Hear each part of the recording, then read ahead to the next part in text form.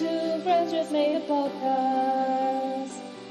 Two good friends just made a podcast. Two friends just made a podcast. It's called Culture Bucket. Two friends just made a podcast. Two good friends just made a podcast. Two friends just made a podcast. Culture Bucket, Georgia and Alex. Okay. Hi, everyone. Hi. Everyone. Hello. Hi. Hi. Welcome to Culture Bucket, episode number 48. We are back with you with another top 5, this time for the first time focusing on one of our most beloved actors and their work. And I am going to be joined, as always, by my co-host, Alex. Hi, Alex. Hi, G.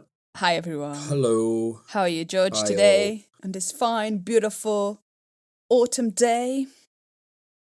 Yeah, it's a lovely Sunday. It doesn't feel like autumn quite yet in the UK, but yeah, it's a nice day. It's good.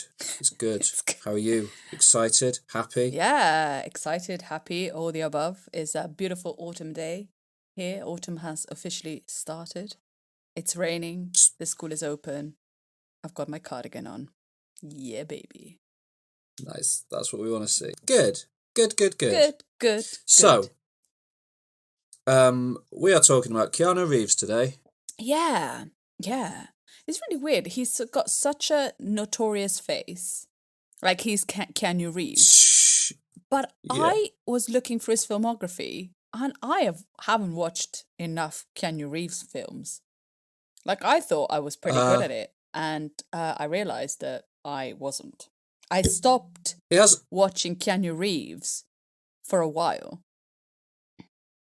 Yeah, he's made a lot of films. Yeah, and it's weird. Yeah, so this today was a little bit harder than I was expecting. Interesting. Yeah. Oh, interested to hear your review, your top 5, etc. This is Culture Catch-Up Time. This is where we talk about what we've watched, what we've read, what we've listened to, and probably some other stuff. Culture Catch-Up Time. So, let's start where we always start, with Culture Catch-Up. Yeah. Yeah, you're kicking off this week. What have you got for me? I'm kicking off this week. Buzz. Yeah, baby. So, last week I was so intrigued about the White Lotus. So I thought, I'll watch one episode. And then 2 days later, 6 episodes had gone and I finished the entire series. Nice. Yeah, like I know, it's very addictive. Yeah, it's very as addictive. A series. Definitely. It's extremely like at one point I watched 2 and every episode is 1 hour. And then I was like, can I watch another one? And then I watched like 3 episodes, like 3 hours of The White Lotus. And then I had to stop because it was like 1 o'clock in the morning.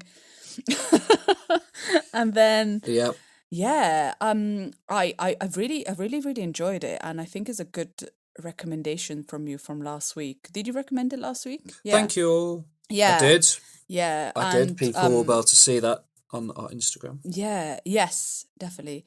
And I was really intrigued by what you were talking about, Alexandra Daddario and her character. Yeah.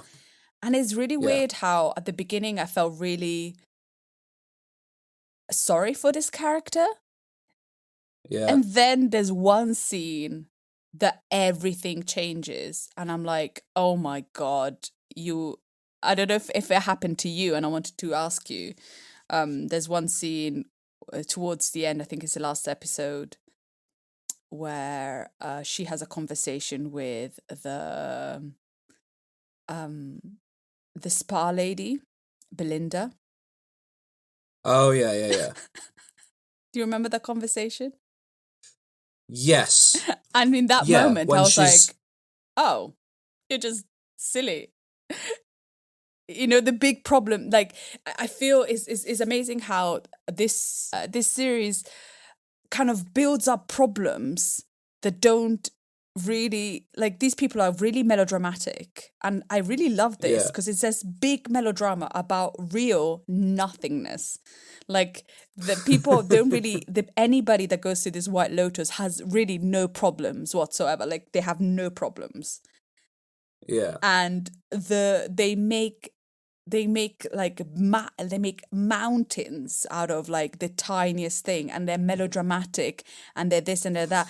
And with Alexandra Daddario, which, like, she doesn't come from a privileged place from like the others, but then in the end you realize that she has been completely, embraced by this privilege. Yeah. And you go, what?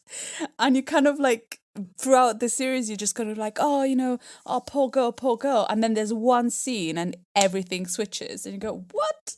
It's so silly. I really, really enjoyed it. It's definitely season to watch. And you were spot on. For sure.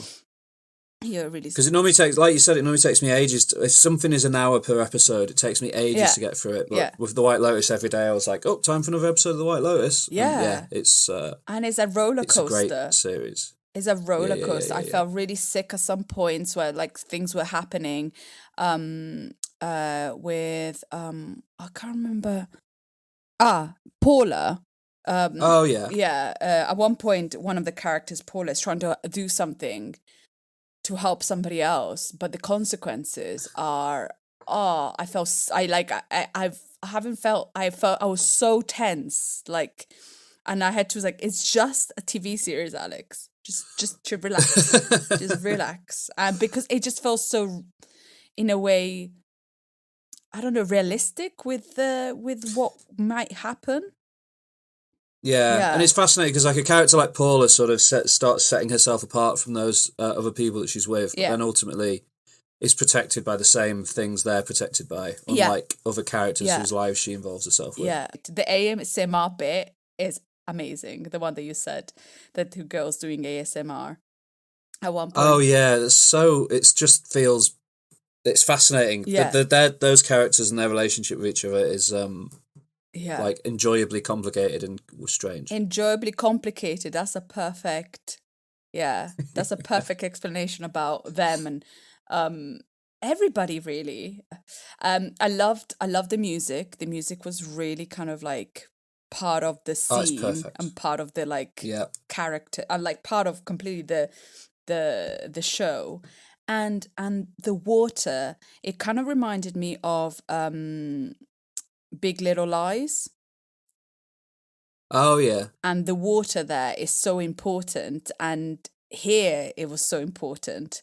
And that's true. And it's just because water, and I think in both of them, water is so unpredictable, and I think using water as one of the characters and being so unpredictable, because this series is totally unpredictable, and I loved it. I'm glad I watched it and I binged it, and I feel. What did you, before we move on, what did you think of Armand? Because I think he was my favourite character. Armand was absolutely my favourite. I loved him. He steals the show. He steals the scene every time he's in it. He's a great actor.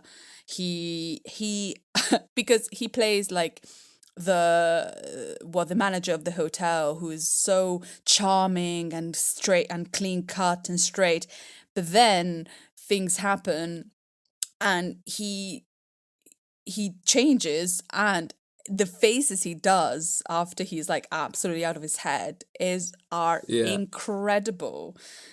And it is an HBO series because you see Bollocks, which was fun. The Bollocks of the Dad. Oh god, that was episode 1, wasn't it? That was episode 1. And then there's a horrific scene at the end with Armand and a suitcase. Yeah. Oh my! I was like, I don't want to see this. Like, this is horrific. Yeah, that's bizarre. There's that scene, and there's another scene about midway through. I think it's like the very end of episode 4 where he's doing something. He's in quite a compromising position as well. You're like, what?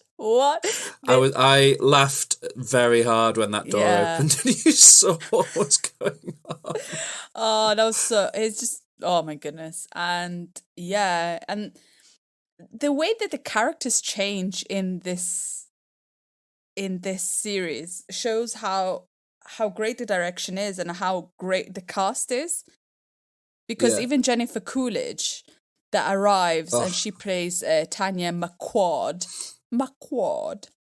and she arrives on this island a certain way and then she leaves in another, and it shows how great of an actress she is. She's amazing. She's amazing in here, and Natasha Rothwell as Belinda is great. She plays the part of like somebody that's really,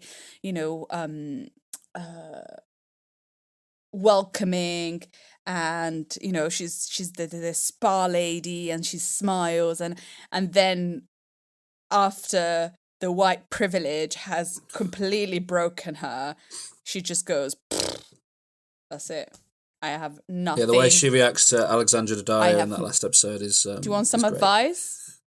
And then her response was like, "Oh my god!"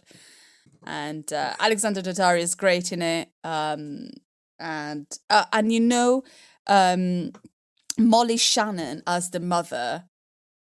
She's so good. Yeah, she's awful though. She's really awful. She's awful, but she's so good. And of course, it's like money. And Jake Lacey as Shane Patton, the husband.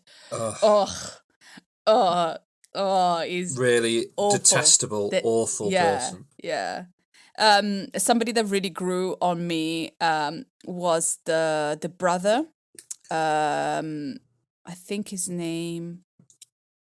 Fred Hetchinger as Queen Mossbacher.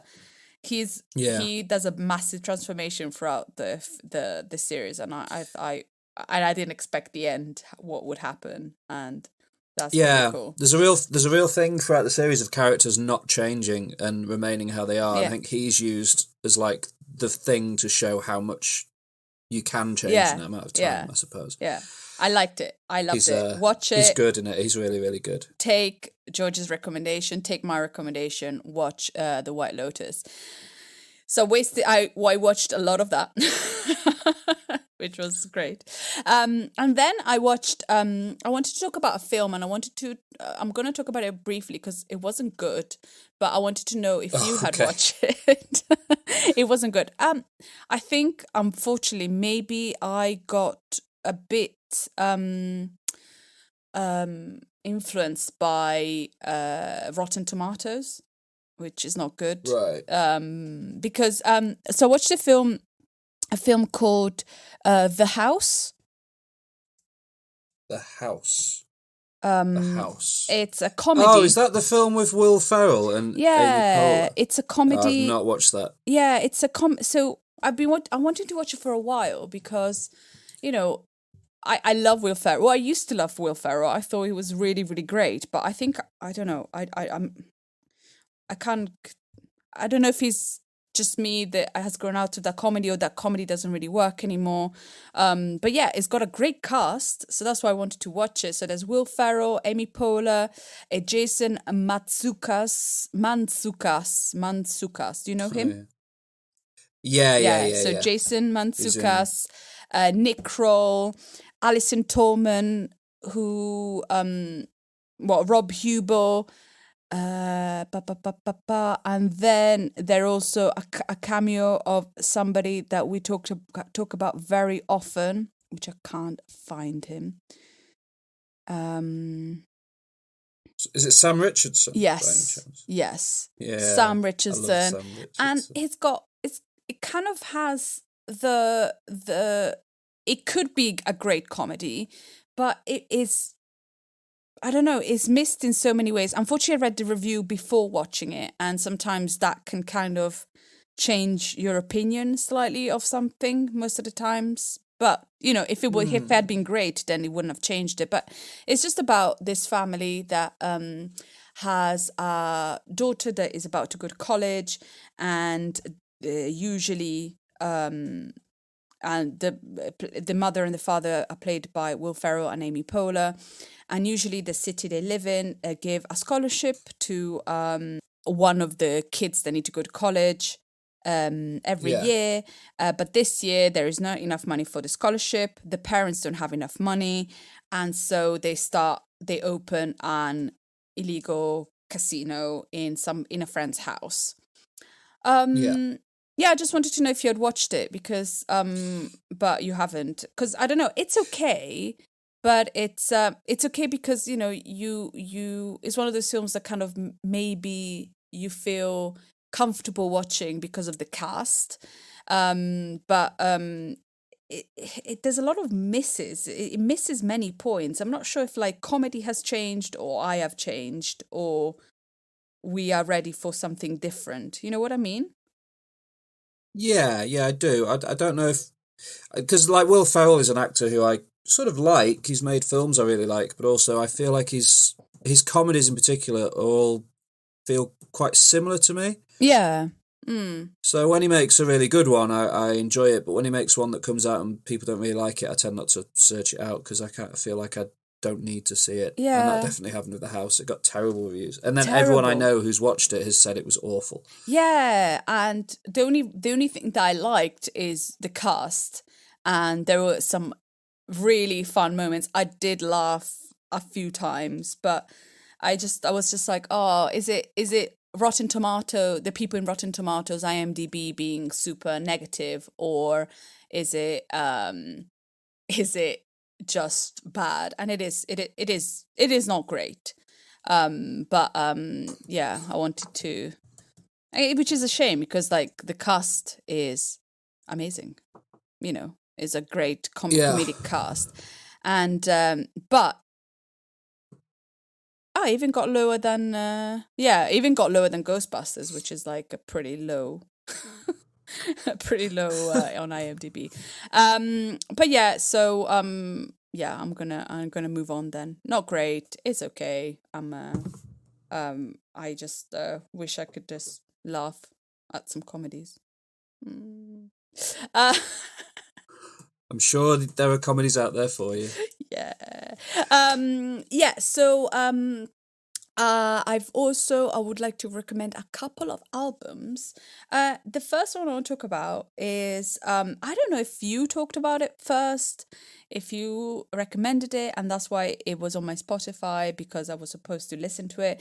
But have you ever talked about Black Country New Road on the podcast? Yes. Yes, I thought so, but I probably completely forgot about it and never listened to the album. Well, forgot about it. Like, I'm sure it was at the back of my head, and because it was there on my Spotify, and I listened to it, and I think you are influencing my taste, because I listened to, for the first time, Black Country New Road. Yeah, that's their debut album released earlier this year. And you talked about it, didn't you? Yeah, I'm pretty sure I did. Yeah. Yeah, I'm certain I did. Yeah. And, well, Black Country New Road is this British post-punk rock band from England. I've released this album this year for the first time. And I don't know what you're doing to me, but I really enjoyed this album. Oh, good. It was really fun. It was really good. And I was like, this reminds me of Black Midi, but calmer. And I understand what's happening. And I really like it. Well, I think they sometimes do gigs with Black Midi where they play as like one group called Black Midi New Road or something like that. Really? They're in the same scene together, and they do a lot of stuff together, I think. But they're so good. Like, I'm pretty sure you talked about them, but I was just like, I listened to 2 albums this week nonstop, and it was this one. And like, even the beginning, like the first track is like instrumental, and it's just so engaging. And then the one of the songs that I like is stuck to my head is like, he's talking about he's watching this person doing aerobatics with silks, and it's the Cirque of Soleil. And I just thought I found that song like fascinating. It was so good. But yeah, I definitely, if you recommended it before, I recommend it now. It's so good. Nice. Yeah, you are changing my taste. Yeah. I was surprised that I enjoyed it. I really liked the album cover, so that's why I clicked on it. Because at the moment on Spotify, I'm like, it's a beautiful photograph, isn't it? yeah, that album cover? it's beautiful, and they're running up. You're like, oh, it's gonna be like really calm and like lovely It's a music. bit similar to that Sigur Rós album cover. With I think the album's got a really long title, but it's like naked people running through a field. Is the Sigur Rós? Yes. Yeah, a little bit like that.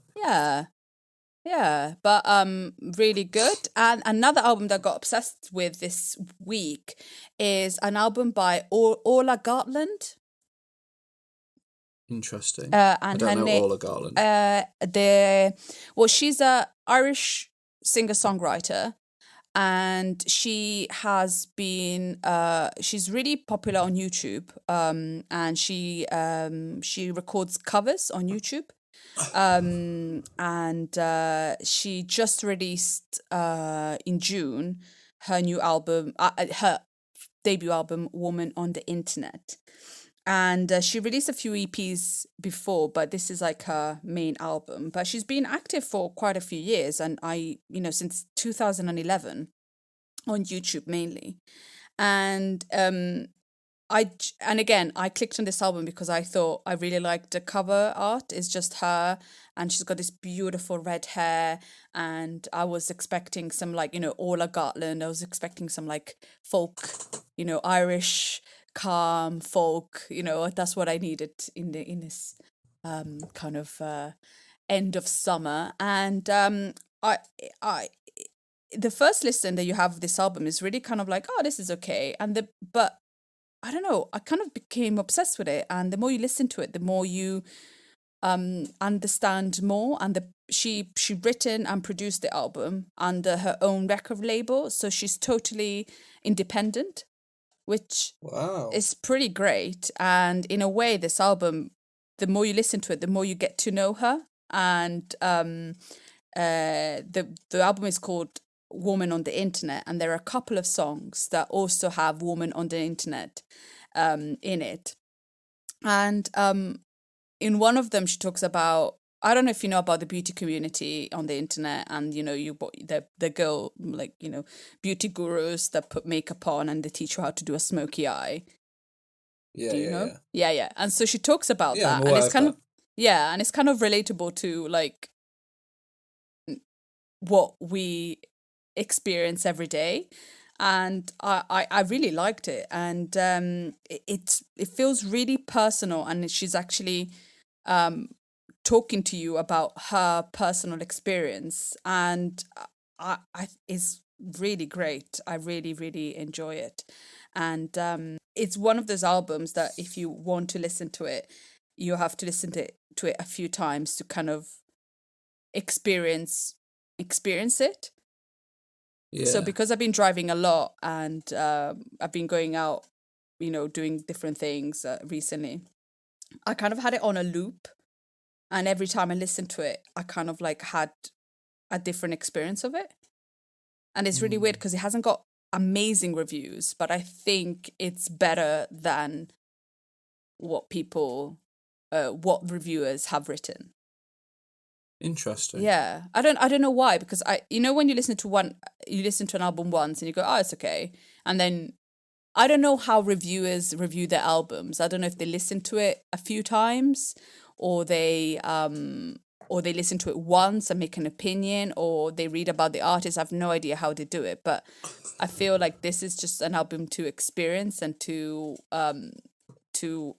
also discover like the production behind it and the talent that she's got, because she's really talented.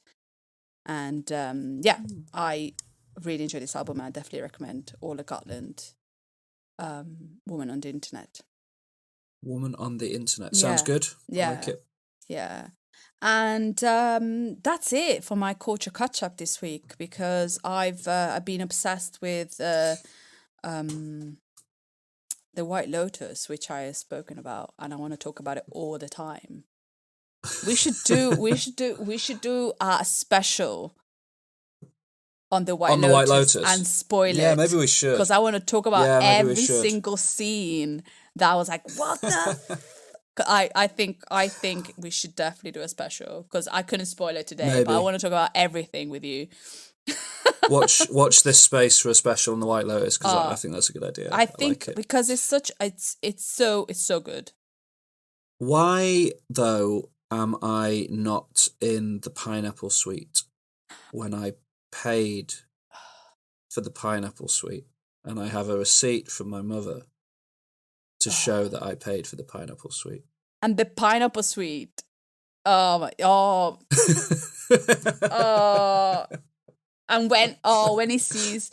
when he goes in the office and he sees what he sees with Armand, and then he leaves and he goes, he's so satisfied that he saw that because he now has the upper hand. Yeah, that's why it made me laugh so much, because you get so invested in what's going on that as soon as you see that he's seen what he's seen, you're like, this is gonna go badly wrong now. Badly wrong. And yeah. So good. And the pineapple suite is horrendous. Oh yeah, it's definitely worse than it's horrendous. It's horrible. There's no light in it. Never mind. But yeah, I would love to do a special on the White Lotus. It's a good idea. We're going to talk about it all year. The White Lotus. Yeah, and that's it for me. Good. And what have you been absorbing, G? I've got again. I've been fairly busy, I suppose, in the past week. So I've got a fairly short one. I've got one film, one TV series, and one album to recommend. So I'll start with my film. We've talked about this film before, actually. Have we? It is we have, yes. We did a YouTube watch of the trailer. Okay. And you're still there, which is good. And we hi. We did a YouTube watch of the trailer, and I went to the cinema this week to see the 2021 American horror film Malignant. Okay. Directed by James Wan. James Wan is extremely famous for an unreal number of movies that he's made that have been kind of iconic. So I'll just go through some of them. He's made the original Saw. Oh. That's where he started. Then he kind of spent a few years in the weeds doing rubbish, but then he came back with Insidious, which was huge. The Conjuring, which became one of the biggest horror films of all time. He did Insidious Chapter 2. He directed Fast and Furious 7. Then The Conjuring 2. Then Aquaman, one of the kind of few decently enjoyable DC movies of recent years. And now he's returned to horror with Malignant, which he seems to have done as a little bit of a treat for himself in between Aquaman and Aquaman 2. So what is Malignant? Malignant is a thriller film set in Seattle in America, and it follows a character named Emily, who is played by Annabelle Wallis, an actress I've not really seen in anything else before, but she does a reasonably good job in this movie. None of the acting is particularly brilliant. But she's a woman who is I don't know what job she has. She has a job of some description, and she returns home from work one day, gets into an argument with her husband, who then hits her in quite an unpleasant display of domestic abuse. And she locks herself in a bedroom. He goes down and sleeps on the couch, and in the middle of the night he wakes up and something is in the house with him, and things don't end well for him, which is absolutely fine, because within the first few minutes of the movie we're set up to not like that man. Good for him. Yeah, good for him. Emily then starts to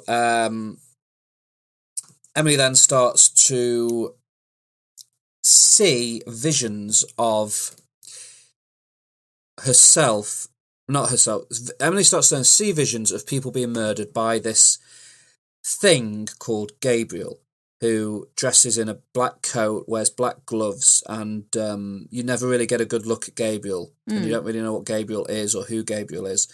And that's why in the trailer there'll be shots of her kind of sat on the floor in the room, disappearing around her and then reappearing somewhere else kind of thing.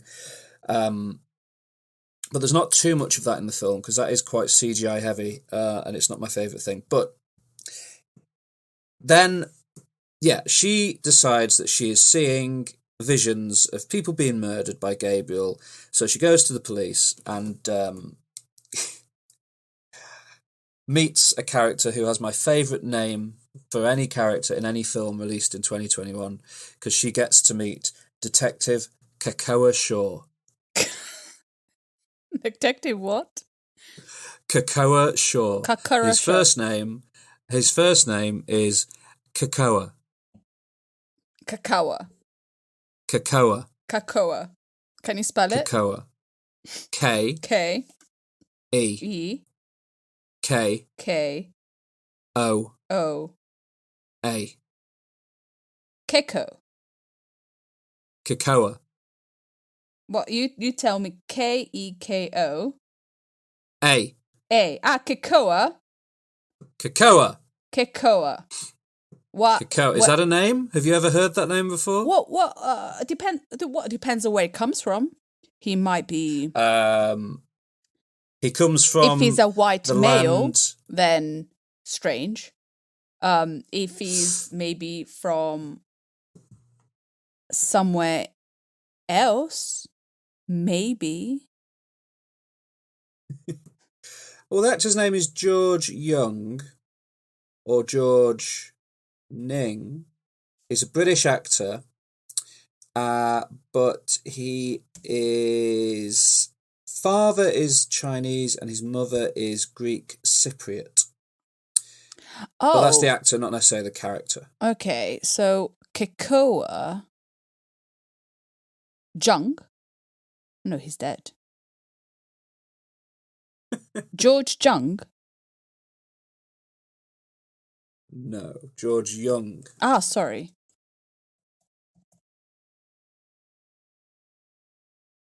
Australian musician.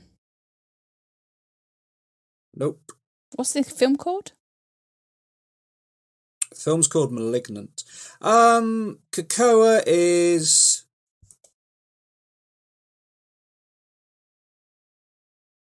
Yeah. I think it is returning us to the wonderful island of Hawaii. Yeah, that's what I thought. It sounds like Polynesian. Yeah. The actor is not Polynesian. George Young. So it's kind of like an Asian actor playing a Polynesian person. Yes, I suppose. Great. Although equally, he has Greek heritage, so he's a mixed race, and in this movie he very much passes as a white man, but the heritage of the actor isn't that. But either way, it's just a beautiful collection of vowels. Kakoa Shaw. I enjoyed it. Kakoa Shaw. Kakoa Shaw. Good old Kakoa Shaw. So he's a detective. He starts investigating with his partner, who has a much more boring name, Regina Moss. A perfectly lovely name, but not as exciting as Kakoa Shaw. Kakoa Shaw. They start investigating. Anyway, it's a weird movie. It gets very caught up in the details of and similar to we talked when we watched the trailers. It's his sort of inspiration with this movie is giallo films, and those films, those Italian thrillers that are very concerned with mysteries and solving mysteries and not necessarily with being scary. So this movie came out and the hype for it was huge. Yeah. Because James Wan is a big name in horror. And it immediately started getting quite sniffy reviews, people complaining that it wasn't scary enough. And I think it's not scary enough because he's not trying to make a really scary horror film. He's done that with The Conjuring, he's done that with other films he's made. He's trying to do something slightly different here, which is just sort of tell an interesting genre story in sort of the trappings of giallo. So he uses sort of reds and blues and bright lights and colours, and he kind of gets that tone perfect. And for about the first 2/3 of the movie, it sort of trucks along. Emily's being terrorised by Gabriel, who's kind of running around like a kind of creepy monster. And I was sort of decently enjoying it. And then about 2/3 of the way through, there is a twist so audacious and so astonishing and so probably predictable. If you really thought about it, you could guess that this is what the twist is going to be. But the way in which it is executed in the film is incredible. And as my brother, who I went to see the film with, said, it went from being a 3-star film to a 5-star film with this twist, which is bonkers. And it's one of the maddest, it ends up being one of the maddest, wildest times I've had in a cinema in a long time. And the tone is like high camp all the way through, and then it just turns it up to 11 in the last half hour and just completely loses its mind in like the most glorious ways. And there's a couple of incredible set pieces, and I was laughing and I was giggling, and just it's probably the best time I've had in a cinema in 2021 is watching Malignant and seeing that final half hour play out. It's so much fun. And the acting is kind of shaky across the board, but it almost feels intentional. You know, the plot is, the dialogue is very just strewn with cliches in a way that feels intentional. And then, yeah, you've got characters with kind of alarming and exciting names like Kakoa Shaw. And it's just fun. It's just a fun movie. It's focused on being fun and telling a fun story. With, you know, it's in a dark world, in a dark place, and there are a few kind of upsetting moments, especially the way it sets itself up at the start. Yeah. But it's kind of in that vein of sort of 70s thrillers, and yeah, it's just great. I really, really enjoyed it. I gave it 5 stars on Letterboxd. But it's had, like you said, on Rotten Tomatoes, it's not got I think it's on sitting around 70%, so I think it's considered fresh, but it's certainly quite low for somebody like James Wan, who normally gets, you know, very well reviewed when he makes horror movies. And I've definitely seen a lot of reviews of people complaining and not really liking it because they think it's too campy or too cliche. Okay. And I just think that all of that, for me, all of that felt intentional. And I just really, really, really enjoyed it. And the twist is just fantastic. So I would recommend that people go and search out Malignant and give it a try if they just want some genre excitement in their lives. Is it something that I would be able to watch? I think probably. I think you'd probably find it like tense, but you wouldn't be. It's not very scary. It's definitely not scary. Yeah. You'd have to get on board with the tone and the campiness of it, but yeah, I think you could watch it definitely. Oh, it's so much fun. I just loved it. There's a scene where somebody throws a chair across a room at someone, which I always enjoy, chairs being thrown at people in films. So it's just got everything I want. It's got everything I want. I loved it. The next thing I want to talk about is a TV series I've been watching. It's available on Amazon Prime in the UK at the moment, so I recommend that people check it out. Its original network in America is AMC, and it is a black comedy created by Valerie Armstrong and starring Annie Murphy, who people will know from Schitt's Creek. Oh, yeah.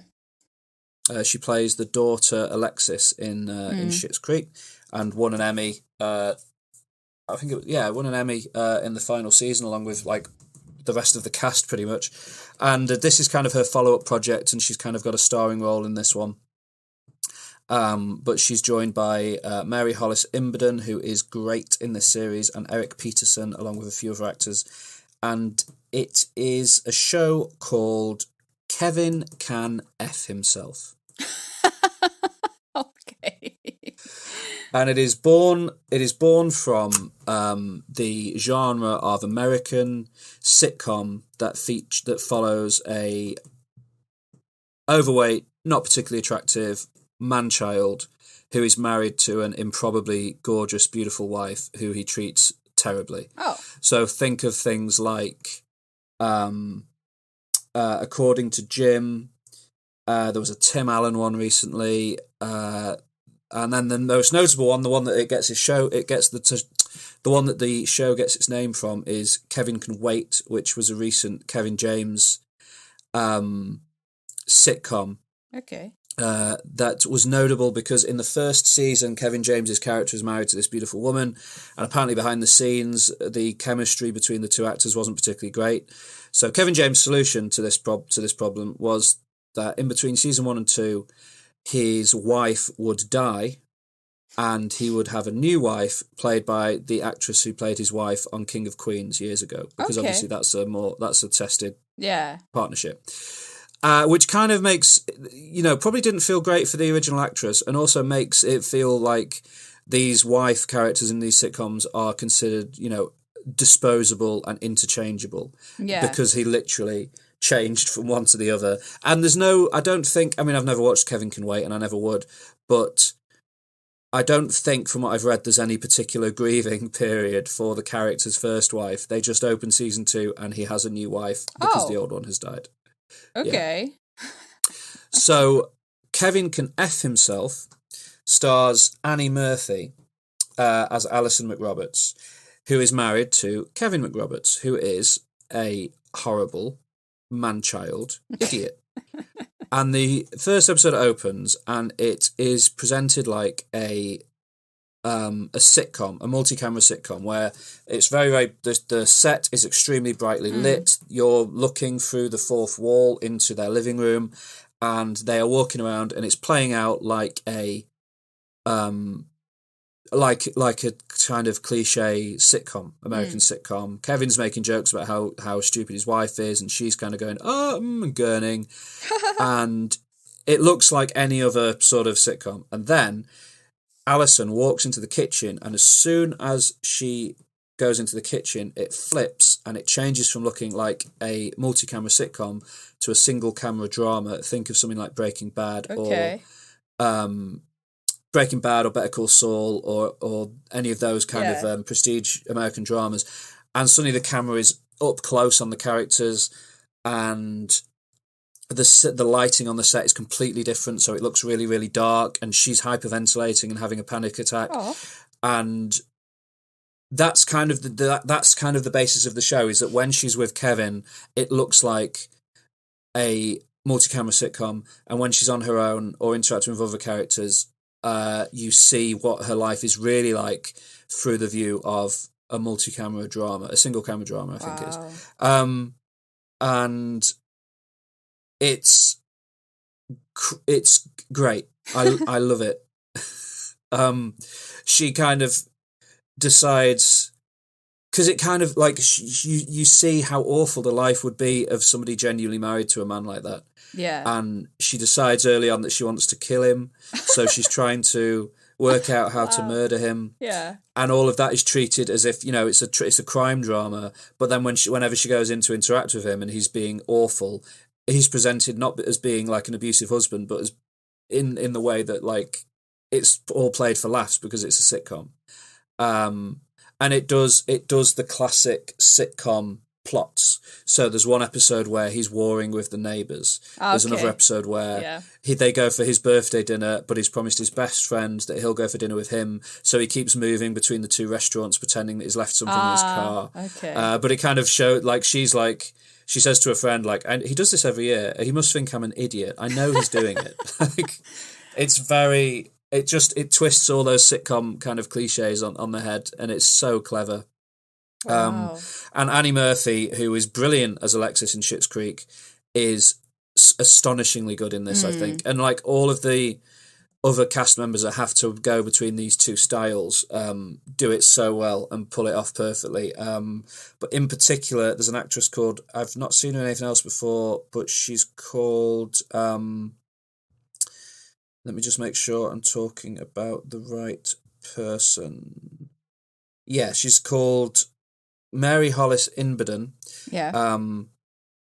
And she is she plays sort of the neighbour Patty, who starts the show firmly being kind of a supporter and friend of Kevin's, and then maybe over the course of the series learns a bit more to see things from Alison's perspective. And she's great in it. She's really, really, really good. Just fantastic. And yeah, I've watched 6 episodes of the first 8 episodes of season 1, and apparently season 2 is coming. And I just think it's sort of not quite like anything else that I've ever seen, and it's just so smart and so clever that I think people should watch it. And as I said, if you're in the UK, it's currently available on Prime Video. It might be available easily enough for people elsewhere as well, but in the UK certainly it's on Prime. And I mean, when it aired before the summer in America, and I was checking every week to see if it popped up anywhere in the UK for me to watch, and finally it came, and I'm glad that it did, because it's brilliant. Yeah, sounds amazing. But is it related to the Kevin Can Wait, or is it just like a spoof, like not a spoof but kind of like... No, it's not related to it at all, because it's really critical of it. So, okay. Yeah, because it's like, yeah, because I can imagine, because what you said about them just killing the wife off, it just sounds really awful. Yeah. Like, But it is, there's a whole genre of that type of sitcom in America, of like stupid man with lovely wife. Yeah. But then the lovely wife actually gets axed in season 1. Yeah. Yeah. For no reason, because there's no chemistry. And the chemistry is the wife's problem, or both of the actress's problem, or both of you's, Yeah, but it's called Kevin Can Wait, right? So Kevin James is the star, so he gets his way. I'm not a fan of his work, so... Yeah, because I don't know, King of Queens was so weird. It was a very weird sitcom. The only reason I watched it was because it was in the morning on Channel 4 when we were in uni. Yeah, it was always on in the morning on Channel 4. It's like King of Queens, Everybody Loves Raymond, Friends. Yeah. And so, but Kevin Can Wait sounds awful, but Kevin Can F Himself sounds incredible. I want to watch it. Yeah, maybe it'll be another episode where next time it's like, I watched season 1 of Kevin Can F Himself. Yeah, sounds great. Kind of sounds a bit like WandaVision in a way, like I guess definitely there's actually some crossover there between in terms of like using the format of TV to explore a character, definitely. And yeah, I just think Annie Murphy is just such a good actress. She's very different to this than in Schitt's Creek. Although she's now got a sort of a habit of picking shows with a swear word in the name, which is interesting. So yeah, that's Kevin Can F Himself. Up next, just an album I want to recommend. I've been listening to a few different albums recently. There's an album by a band, an Australian band called Amyl and the Sniffers, who put out their first album a year or so ago, and I really wasn't keen on it. They're a sort of pub rock punky band, but they've just put out their second album, Comfort to Me, and I've only listened to it a handful of times, but it seems amazing. So people should go and check out Comfort to Me by Amyl and the Sniffers.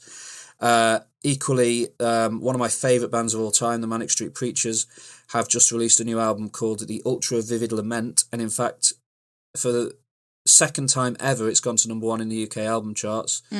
I think 23 years ago in 1998 or so, their album This Is My Truth, Tell Me Yours went to number 1 in the UK, and it was a close fought chart battle between them and Steps, of all people.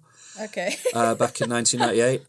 And this week they again had a close fought chart battle with somebody, and they won and got to the number 1 spot. And do you know who they were fighting with this week? No. Steps. Again? Yeah, how weird is that? 23 years back? apart, and Steps apparently are back. They've just put out a new album, and it's gone to number 2. What? Yeah, I know. What? Like, yeah, things are weird in the UK at the moment. Steps are back, and they're number Steps 2. Are back. Yeah. They almost got to number 1, but the Manic Street Preachers got it. That album, I've not listened to it loads and loads. The Manic Street Preachers are like competing again with Steps. Yeah. We're going back in time. We're going back in time. Yeah, exactly. I can't believe they've not had a number one since This Is My Truth, Tell Me Yours. They've put out so many brilliant albums since then. And I was looking through and they all went to like number 3, number 2, but they finally got another number one album. And it seems like one of their best. It seems really good, but I haven't dug into it too much. But the album that I've been listening to non-stop that I really want to kind of recommend strongly is an album by an American rock band called Low. And Low have been going since 1993 and they have put out... a huge number of albums. I'll count here. 1, 2, 3, 4, 5, 6, 7, 8, 9, 10, 11, 12. This is, I think, their 13th album. Okay. Wow. And they're described as a indie rock, slowcore, dream pop kind of band. They play sort of very slow music, droning guitars, that kind of thing. And I think they've just been trucking along. They're one of these bands that sort of trucks along for years and years and does all right. And then suddenly their 2018 album, Double Negative, won Album of the Year awards all over the place. They sort of changed up their sound. They started using feedback and noise and made a very experimental album that was described as post-rock in places. And I listened to it at the time and I enjoyed it. It was pretty good. But what they've done with this new album, which is called Hey What, is they've taken all of the experimentation and noise and feedback and looping guitars that they used on the last album, and they've infused it with a pop sensibility. And they've produced this album that feels like this strange place between pop music and like experimental indie rock. And it's amazing. And this is not a band I'm particularly a fan of, but this album, I can't stop listening to it. Every time I go to listen to some music, this is what I want to hear. Wow. And it just has these amazing things, like the first track sort of slowly descends into this like repeated guitar riff that then sort of turns into the start of the second song, and it's full of these beautiful little moments like that. And I absolutely love it. So if anyone is looking to listen to something, then Amyl and the Sniffers and Manic Street Preachers are good shouts, but Hey What by Low might be a contender for Album of the Year. It's really, really fantastic. So give it a go. Check it out. Sounds amazing. Let me know what you think of it. Yeah, it's really good. You should definitely listen to it and see what you think, because it hooked me. It hooked me immediately, because it's just, like I said, it's filled with hooks and poppy songs, but then it's done in this really exciting experimental way. I love it. I absolutely love it. It's brilliant. So that's my culture catch-up for this week. Love it. Thank you. Let's move on to homework. Can I show you a video? Yeah. Yeah? What do you want to show me?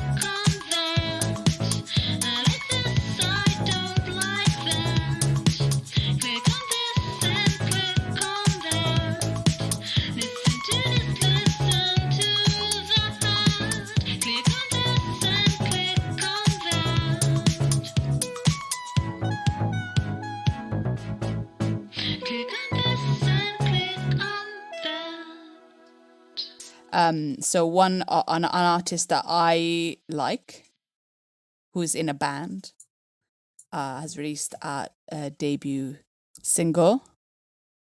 Okay. And let's see if you remember who she is. From so this is Lisa from Blackpink. Yeah, and she's released a debut single, and I wanted to know what you thought about it.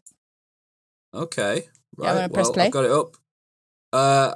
Yeah, I'm gonna press play in 3, 2, 1, now. She's wearing a jacket covered in Iron Maiden album covers. Yeah, she's cool. I like that. She's the coolest. I wonder what Iron Maiden think of that. It's interesting. I wonder if she actually likes them. Yeah, I wonder. It's a good look, though. I think this is like a pretty decent song. Yeah. The video's interesting. It just keeps being like, what if she was on a motorbike? What if she was on a goat? What if she was on a quad bike? What if she was on... What if she was in a room and had a beanie on? Yeah, she's everywhere. Now, look at the next bit. She's in Greece.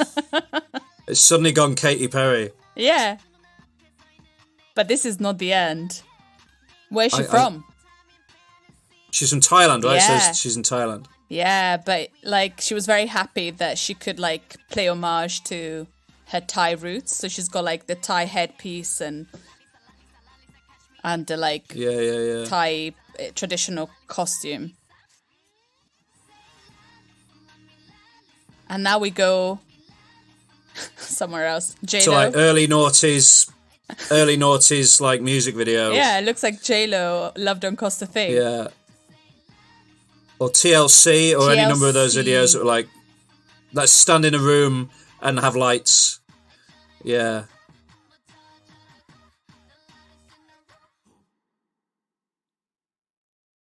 What do you think of that? That was intense. That was intense, wasn't it? That was intense. Few minutes. That was good, man. I like Lisa. She's very beautiful. She's very beautiful. No, everything's fine. She's very beautiful. And she's definitely a talented rapper. She gets pretty fast at one point in that. And I mean, I'm assuming that English isn't her first language. No, so to do that, to kind of rap that quickly in a language that isn't even your sort of mother tongue is pretty impressive. Also, she's rapping in Korean, that's not even her first language. That's very true. In fact, yes. Yeah, good work. It's insane, isn't it? Like the amount of like work they put into their music, because it's crazy, isn't it? Yeah, I know. It annoys me when people have like a kind of really snobby attitude about pop music, and you know, they're not necessarily doing work in the same way that rock musicians are in terms of like writing guitar riffs, but they put a lot of work into the presentation of their music and the choreography and everything. Like it takes just as much effort and talent to do a lot of that. So no, good job, Lisa. Well done. And that Iron Maiden jacket is key. Pretty cool, eh? Yeah, it was good. Although I think the back of it had Kiss on it, which are the world's worst and most terrible band, so that's a pity. But I'll take the Iron Maiden. I'll take the Iron Maiden on the front. Poor Kiss. Iron Maiden on the front and Kiss in the back. That's how it should be. Okay. I hate Kiss so much. They're so terrible. If anyone is listening that enjoys Kiss, then shut up. George. I don't have an opinion on Kiss, actually. I don't know why. Awful. Gene Simmons is awful, and the rest of the band enable his terribleness. Oh, God, I hate them. So, that was Lisa. What was that song called? La Lisa Love Me or something? La Lisa. It's called La Lisa. No, La Lisa. La Lisa. La Lisa. It was good, man. Listen to it. Check it out. And there's a dance. Is it like La Lisa, Lisa, La Lisa, Lisa? Ooh, ooh. See, I learned to dance as well. Well done. It's an audio. This is an audio format. So yeah, but you saw it. Saw that. It was great. Well done. It was exactly like Lisa, George. just like Lisa. Sit down at the back and be quiet and get out your book because it's time to discuss your homework. Now. So for homework, last week we talked about top 5 zombie movies, and but you watched all of mine, so I had to watch Train to Busan. You didn't have to watch a zombie movie, but no. I'll talk about. Well, I did watch a zombie movie. Did you? Well, he's undead. He's dead. Well, he's dead, but he's not a zombie. He's a vampire. It's very different. I don't know. I think vampire's a form of zombie. I think you'll find. So really. Don't tell me I didn't watch a zombie movie when I did. Oh, shut up. What's wrong? Shut up, George. Dracula is clearly not a zombie. Clearly, he is. He's undead. Oh, fine. Okay, let's rewrite history. Oh, fine. La Lisa. Go Lisa, on then. La Lisa, Lisa. So I had to watch Train to Busan, which is 2016 Korean zombie movie directed by Sang Ho Yeon. Yes, please. Who was also, I don't think I have not watched any of other of his films. No. And starring some people that I want to see again, some actors say I've seen again. Gong Yoo, who plays the dad. I'm absolutely obsessed with him now. He was great as the dad. Yumi Jung as the pregnant woman, who, again, great, amazing. Ma Dong-suk, who plays definitely my favorite character. And if you saw the artwork, George is that guy as the husband of the pregnant lady and the coolest guy on the train. Yeah, he's great. And then there's one actor that I know, Hoo Sik Choi, who also played was in Parasite. Yes. He plays a high schooler in this one, but in Parasite he plays like the brother and that teaches English. So really good. And an incredible performance from a child actress, Soo An Kim, who plays the daughter of the main guy. But she was amazing. She broke my heart. So good. Train to Busan is a story about this father who's too busy and he's divorcing his wife, and it's the daughter's birthday, and she wants to go to Busan. The dad clearly has the dad works in a company that is clearly not good. There's something bad with it, pollution, and so it's not the nicest guy, and he works a lot and has no time for his daughter.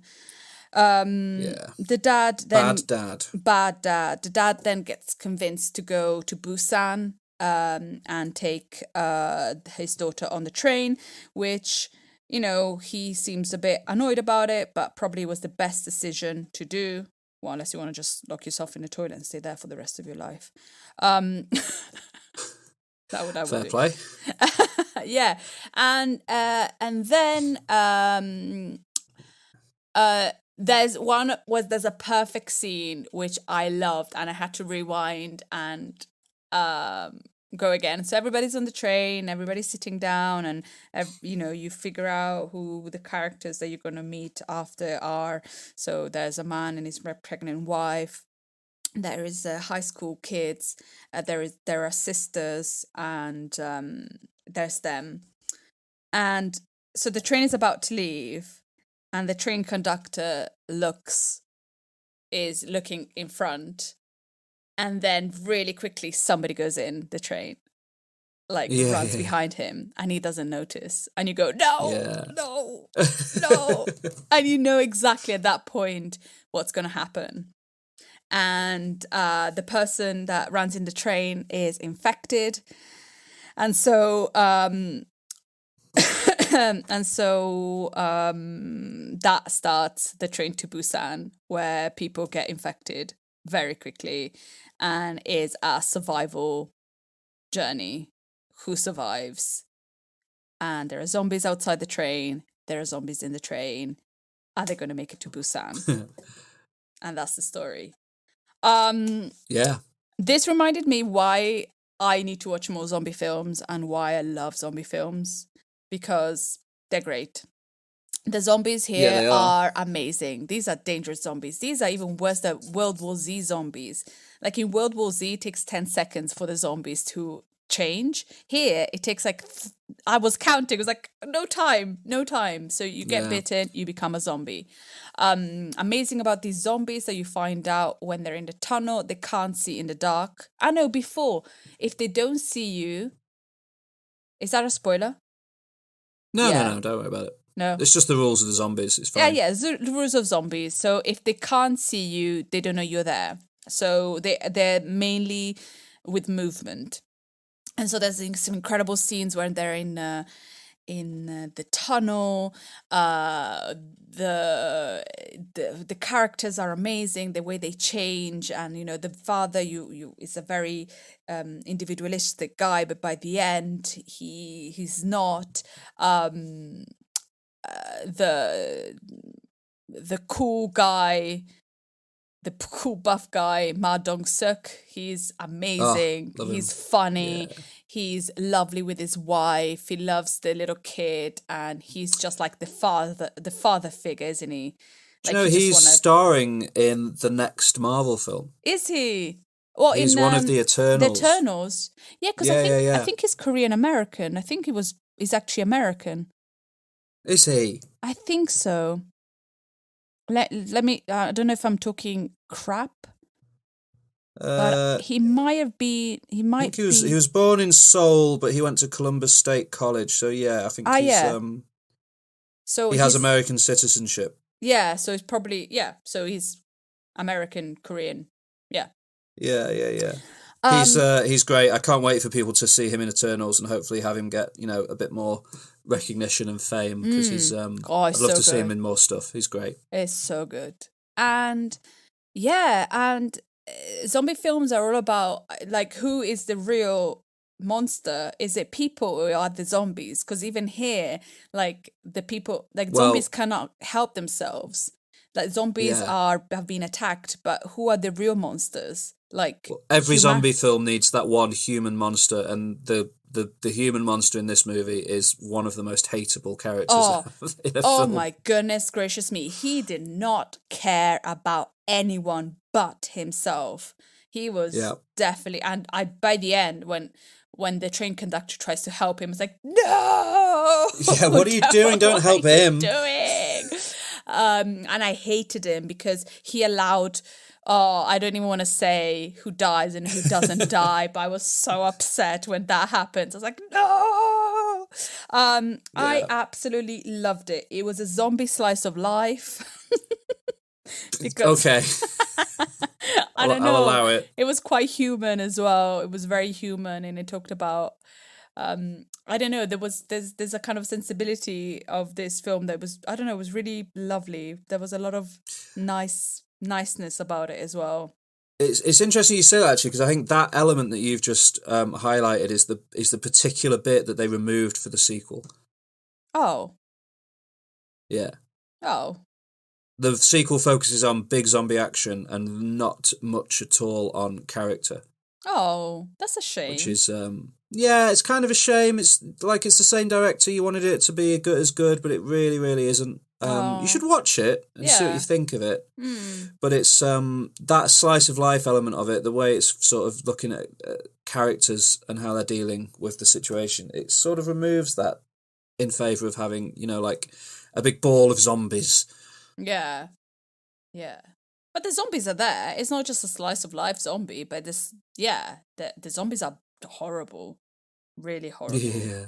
But I absolutely loved it. Good. It was so good. Good. It's just a great film. And and a great concept, like a train. You can't get out, you can't get off, you can't do anything. One of the most amazing scenes is when they get to the first station and they think the military is waiting for them. Well, the military is waiting for them, but then there's a big surprise. Yeah. And you go, oh. And the cool guy just gets his wife and throws her on the stairs. It's like, I love you. But no, definitely incredible. And one of somebody that's following us on Instagram, I asked what was their favorite zombie film, and he said, or she, I don't know, it's an account. They said that it was Train to Busan as well. Good choice. I like it. I think this film has had a great impact on people because it is a great film. People adore this film. Yeah. I've shown it to a few people, and I've never had anyone not like it. Yeah. If you're willing to watch a zombie film, if you know you can enjoy a zombie film, I think this is about as good as it can ever be. But that's the thing. I think even if you don't like horror like me, I think zombie films are completely different. It's just about well, because the best zombie films are about how humans react to the problem, and that's not necessarily horror. That's like you say, it can almost be slice of life. Yeah. Dawn of the Dead, the original Dawn of the Dead is like a slice of life movie. There's like a full hour in the middle of that film that's just how they're coping living in a small environment in a mall. Yeah, definitely. And I love thinking about how would I survive. And like I said before, I put myself in the toilet and don't leave until it's nighttime. And then I don't know. Fair play. But yeah, and that is Train to Busan. How about you? How did you Nice. enjoy Bram Stoker's Dracula? So I watched Bram Stoker's Dracula, the 1992 adaptation, remake, reboot, whatever you want to call it, of the Dracula legend. Follows the story of the undead zombie vampire Count Dracula, played in this by Gary Oldman, and it also features Winona Ryder. Yeah. An early 90s Winona Ryder is one of the best actors ever. I mean, any era of Winona Ryder, but she was on fire in the early 90s. She was ruling that era. Yeah, somebody else that ruled that era, Anthony Hopkins, plays Professor Van Helsing in this movie. Yeah. And someone we're celebrating today, but as miscast as it's possible for an actor to be, Keanu Reeves plays Jonathan Harker in this movie, with an English accent that I think he learned from I don't know where he found this English accent. He found it in a bin somewhere and just sort of rubbed all the dirt off it and thought it was good to go. Probably not his greatest role. No. Never mind, Keanu. Greater things are coming your way in the future. But it also features it's got a wild cast. Like, so as well as those sort of up top actors, you've got people like who else pops up in this film? Richard E. Grant plays Dr. Jack Seward. Carrie Elwes plays Lord Arthur Holmwood. Billy Campbell, the Rocketeer himself, plays Quincy P. Morris. Sadie Frost is in there as Lucy, very important character. And you even have Tom Waits as Renfield, and Monica Bellucci as one of Dracula's lovely ladies. Yeah, one of his brides. The plot is broadly, we know the plot. Vlad the Impaler goes off to fight the Turks, I believe, comes back, and due to a tragic miscommunication, his wife has flung herself from his tower. Yeah. In a fit of anger. But also, in the opening scenes of this film, where you've got Gary Oldman as Vlad the Impaler, you've got Winona Ryder as his bride, Elizabeth, I think she's called, and you've got Anthony Hopkins playing the priest, just, I guess, because Francis Ford Coppola wanted value for money out of Anthony Hopkins, so he just had him play the priest in the opening bit. Gary Oldman is wearing the wildest armour. I've still never seen anything quite like this in anything else. It's this red muscle suit armour. Ah, yeah. And it looks like it's made out of plastic. Probably because it is made out of plastic. Yes, but it's made out of plastic. The movie doesn't make the strongest start by having its lead character squished into this suit that seems to be forcing him to stand slightly bent over as well, so he looks like a sort of goblin man. It's a very bizarre costuming choice that they've done here. Yeah. It looks like a lobster man. Yeah, definitely. Or it reminded me of the goose suits that they wear in that Little Buff Boys competition in I Think You Should Leave. I think it was supposed to be like muscle. It's supposed to be kind of the kind of like he's like the muscle tissue. Yeah, definitely. But it looks like, because of the way the light hits it and stuff, it looks like you could crack him open like a peanut. He doesn't look like he's well protected. I guess. I never thought about it. I'm not, it's not. Now that I look at it outside of of context of the film, it does look ridiculous. It's utterly bizarre. It doesn't ruin the movie or anything, but it's just a very odd way to open with your lead actor just squashed into this get-up. Anyway, the movie. I mean, this movie was enormous in the early 90s. It was like a cultural event. Annie Lennox sings the closing credits song. Yeah. Love Song for a Vampire, and it's very specifically titled as Bram Stoker's Dracula. I think, I don't know, it's quite a close adaptation, I think, of the story. Yeah. It's very much trying to adapt that book. And obviously it's directed by the sort of iconic Francis Ford Coppola, who's brought us films like The Godfather, The Conversation, The Godfather Part 2, Apocalypse Now, and his best film, Jack, of course. Have you seen Jack, Alex? I don't know. It's the film where 40-year-old Robin Williams plays a child. Oh no! Oh, I have watched it, but I have I watched it when it came out, I think, and then I completely erased it from my memory. Yeah, because he wears a stripy shirt, doesn't he? Yeah. Yeah, There's a reason that you erased it from your memory. Yeah. I didn't realize it was Francis Ford Coppola. Oh my goodness. Well, it is. Yeah, I can see. Yeah, the movie poster. Yeah, I've seen it, but I don't think I thought it was good. You know, this film. No, it's not good. It's terrible. I remember, in a few years, the thing I watched this with the week. I'll probably go, have I watched it? Probably not. But I had Jack on VHS when I was a kid, so I watched it quite a lot. I watched it all the time. I don't know why. It's a terrible film. Just because, when you're a kid, before the era of Netflix and all that, you just watch the videos you've got access to. And I had I had Space Jam, Jumanji, Flubber, and Jack.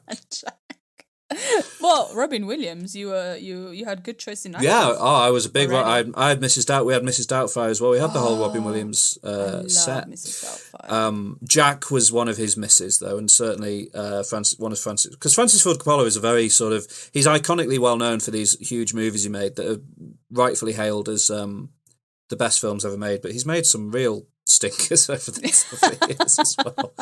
Jack is the stinkiest among them. Let's focus on Dracula. This movie is, I've seen it once before, but I watched it when I was in school on a VHS tape, and so I didn't remember any of it.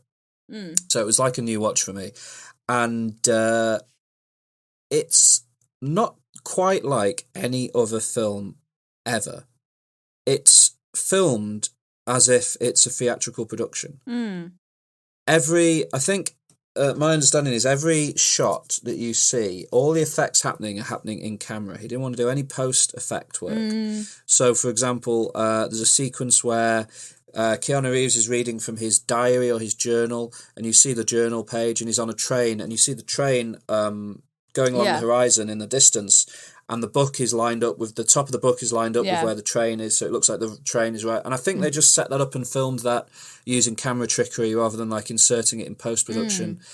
And the scenes where characters are having dinner together and through the windows, there's just sort of lights showing, and it's the way it would be done on stage rather than in a film usually. And it makes the entire film feel not quite like any other film. And if you look up some stuff about the making of it, he is such a wild director. He's not like a Spielberg who turns up to a set and just does his job and makes his movie and gets out and moves on to the next film. He kind of he's very sort of, I don't know, he approaches things in slightly unusual ways. So, for example, apparently, before they started filming this, he assembled the entire cast and had them read the novel Dracula aloud together in full. And according to Anthony Hopkins, it took 2 days to do this. And he also sent, there's 3 characters who are meant to be mates who do stuff together, and they are played by Richard E. Grant, Cary Elwes, and Billy Campbell. So apparently he sent the 3 of them away on hot air balloon expeditions and various adventures to try and instill this sense of camaraderie in them. And doesn't really come through the film. They're not really given an opportunity to show that camaraderie particularly. It's a fascinating, and the performance he squeezes out of Anthony Hopkins is truly wild for a man that's right around the time he won an Oscar for Hannibal Lecter. In this movie, he's jumping around and yelping and grabbing people, and it's just fascinating. Keanu Reeves is giving this mad, but there's not a single shot of this film where something completely mad isn't happening, which is pretty fantastic. I loved it. I really, really, really like this film. Obviously, it's like a classic. It's a classic, iconic film. But I think that it's probably, people forget just how strange it is. Like, it's so weird. The scenes of Tom Waits eating bugs and all those scenes in the insane asylum where like the orderlies are wearing cages on their heads and things, and Richard E. Grant is sat in his office shooting up morphine, and I was just like, I'd love to go back to that era and see if any insane asylum actually operated like that, looked like that at all. It's great. It's really, really fun. It's a really enjoyable, fun adaptation of this story, Dracula. And I love how uninterested it is in the other characters. Like, the moment Dracula dies at the end, the film just is like, right, that's it, get out, here are the credits. What happened to the rest of them? Who cares? We don't care. Matter. We were here for Dracula. Dracula's story's over. Get out, go home. Don't worry about Jonathan Harker. He'll just be going back to London. Yeah, no, it's a wild film. I liked it, and Gary Oldman's performance is obviously brilliant. I mean, the amount of the number of iconic looks he has in this film are crazy. Like that when he's old man Dracula at the start, and his hair's in that big. Like, that's such an iconic look for Dracula. And there's a great clip on YouTube. I'll try and share it in the notes for this, or send it to you, of like Francis Ford Coppola and Gary Oldman having an argument on the set. And it's when Oldman is in the full like old man Dracula get up with the red cape and the hair. And at the end of it, he turns around and storms off, and two like orderlies have to be like lifting his cape up as he storms away. It's pretty funny stuff. So yeah, good. It's good. It was a good. I'm glad I watched it. It as Dracula is a zombie and it features Keanu Reeves, it ended up being quite a good bridge between our two episodes, which is good. So Dracula is not a zombie. He is. He's undead. He's a form of zombie. He's a type of zombie. By the way, I'm looking at Francis Ford Coppola's filmography. Oh, that's a descent into madness. It is mad because, you know, if anyone, even if you're not anyone, if you say Francis Ford Coppola, they know who he is. Yeah. But like, I don't know. He hasn't done many films, and also most of them I don't even know what they are. Yeah, because a lot of them people just went, let's just pretend that didn't happen. Yeah. Like I got an email over the summer announcing a 4K special edition re-release Blu-ray of one of his movies. And the email was trying to make out that this movie was iconic. I've never heard of it. Have you heard of a film called The Outsiders? No. Never. No, but let me read you the cast list for this film. Just listen to this cast list, right? This is a movie featuring C. Thomas Howell, Matt Dillon, Ralph Macchio, the Karate Kid himself, Patrick Swayze, Rob Lowe, Emilio Estevez, and Tom Cruise. Like, those are that's the cast from that time. Yeah. Like, I'm looking that movie at the thing now. Has 63% on Rotten Tomatoes. What? So one of the best directors of all time assembles one of the greatest casts of all time and makes a movie in 1983 that by 2021 is broadly forgotten. Yeah. Yeah. It's wild. I feel like I want to watch all these films because they're not that many, and I feel like he has such a big name, but for what? Like Apocalypse Now, of course, incredible film. And The Godfather. But the rest are The Rainmaker. I've seen that one. Yeah, I've not seen The Rainmaker. Have you seen Peggy Sue Got Married? No. That is a weird movie that features a very young Nicolas Cage putting on one of his maddest voices of all time. And check back next week for more Nicolas Cage discussion, by the way. We're going to go deep into him in our next episode. What, in the next episode? Yeah. Sorry. I was like, what? Keep up, Alex. And it stars Kathleen Turner, and it came out in 1986 and broadly has the same plot as Back to the Future, which is obviously far more well-remembered. How weird. Yeah. He's bonkers. He's a bonkers director. But he hasn't done anything since 2011. Yeah, and that film, was that Twixt? That's meant to be bad. Yeah, that's not meant to be very good. And then there's a Megalopolis coming at some point. soon. Oh, that's meant. I don't know if that will ever come out. But yeah, Back to the Future came out in 1985, so I think Peggy Sue Got Married was probably in pre-production when that movie came out. Yeah. And it's just one of those odd moments of synchronicity. But Peggy Sue Got Married is no Back to the Future. It's a very weird film. And again, it's just odd that he made it. It doesn't feel like a film that... But again, equally, Spielberg wouldn't make a Dracula adaptation half as wild as Bram Stoker's Dracula. Like when he gets it right, he really gets it right. Yeah. Definitely. But when he gets it wrong, It's no. terrible. Yeah. Apparently he cast Keanu Reeves as Jonathan Harker because he felt the need to like have a young heartthrob that would bring in like teenage girls to his gothic romance. Oh, Gary Oldman brought me that. 100% with those little glasses and the curly hair. Yeah, it's such a pity. He was so miscast. He was never going to pull off that role, I don't think. No. But then when he's meant to have aged at the second half of the movie, it just looks like they've put flour in his hair. I watched it as well. I watched it in 4K Ultra HD, which really does let you see all of the seams. Yeah. No, don't watch old films that way, because that suit. It's great. That goose suit is something else that he's got on in that movie. All right. Okay. That's our homework for this week. Shall we move into our top 5? 5, 4, 3, 2, 1. Our top 5.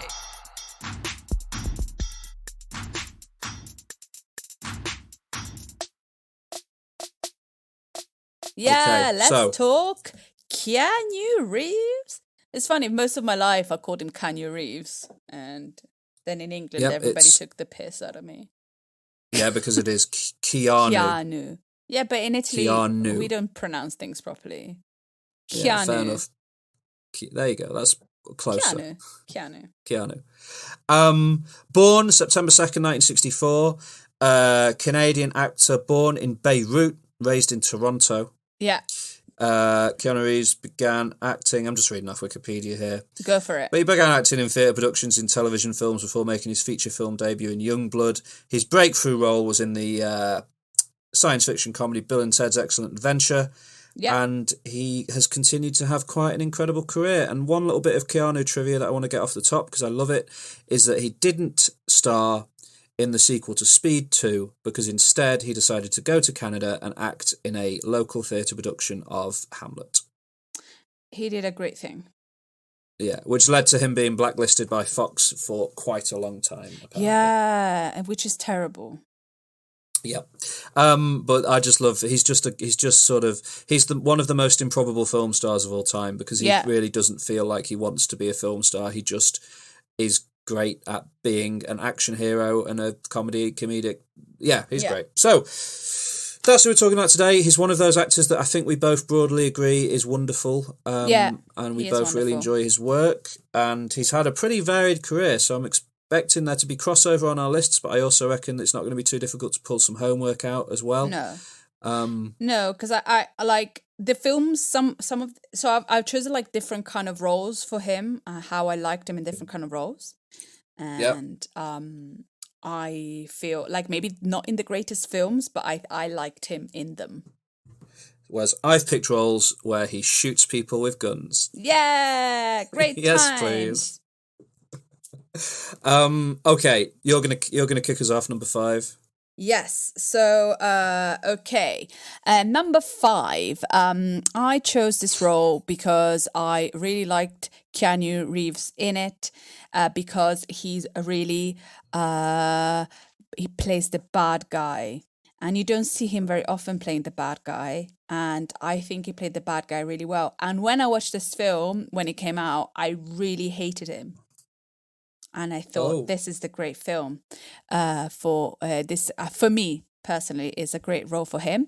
And my number 5 is Keanu Reeves in the 1993 comedy films Much Ado About Nothing. Interesting. I didn't even know he was in it. I don't even know. Yes. Yeah, I've definitely not seen that. In this film, he plays Don John, who is an adaptation of the Shakespeare play of the same name, and the film is directed by Kenneth Branagh, and he plays Don John, who is a very jealous and resentful brother of Prince of Medina, played by Denzel Washington, and he is set out to create chaos and destruction, and he is great in it. He's got this little Keanu. He, like, at the beginning of his career, he was very fresh-faced, and, you know, as a girl, you love him. But in this film, he's got a beard, he's greasy, and he's horrendous.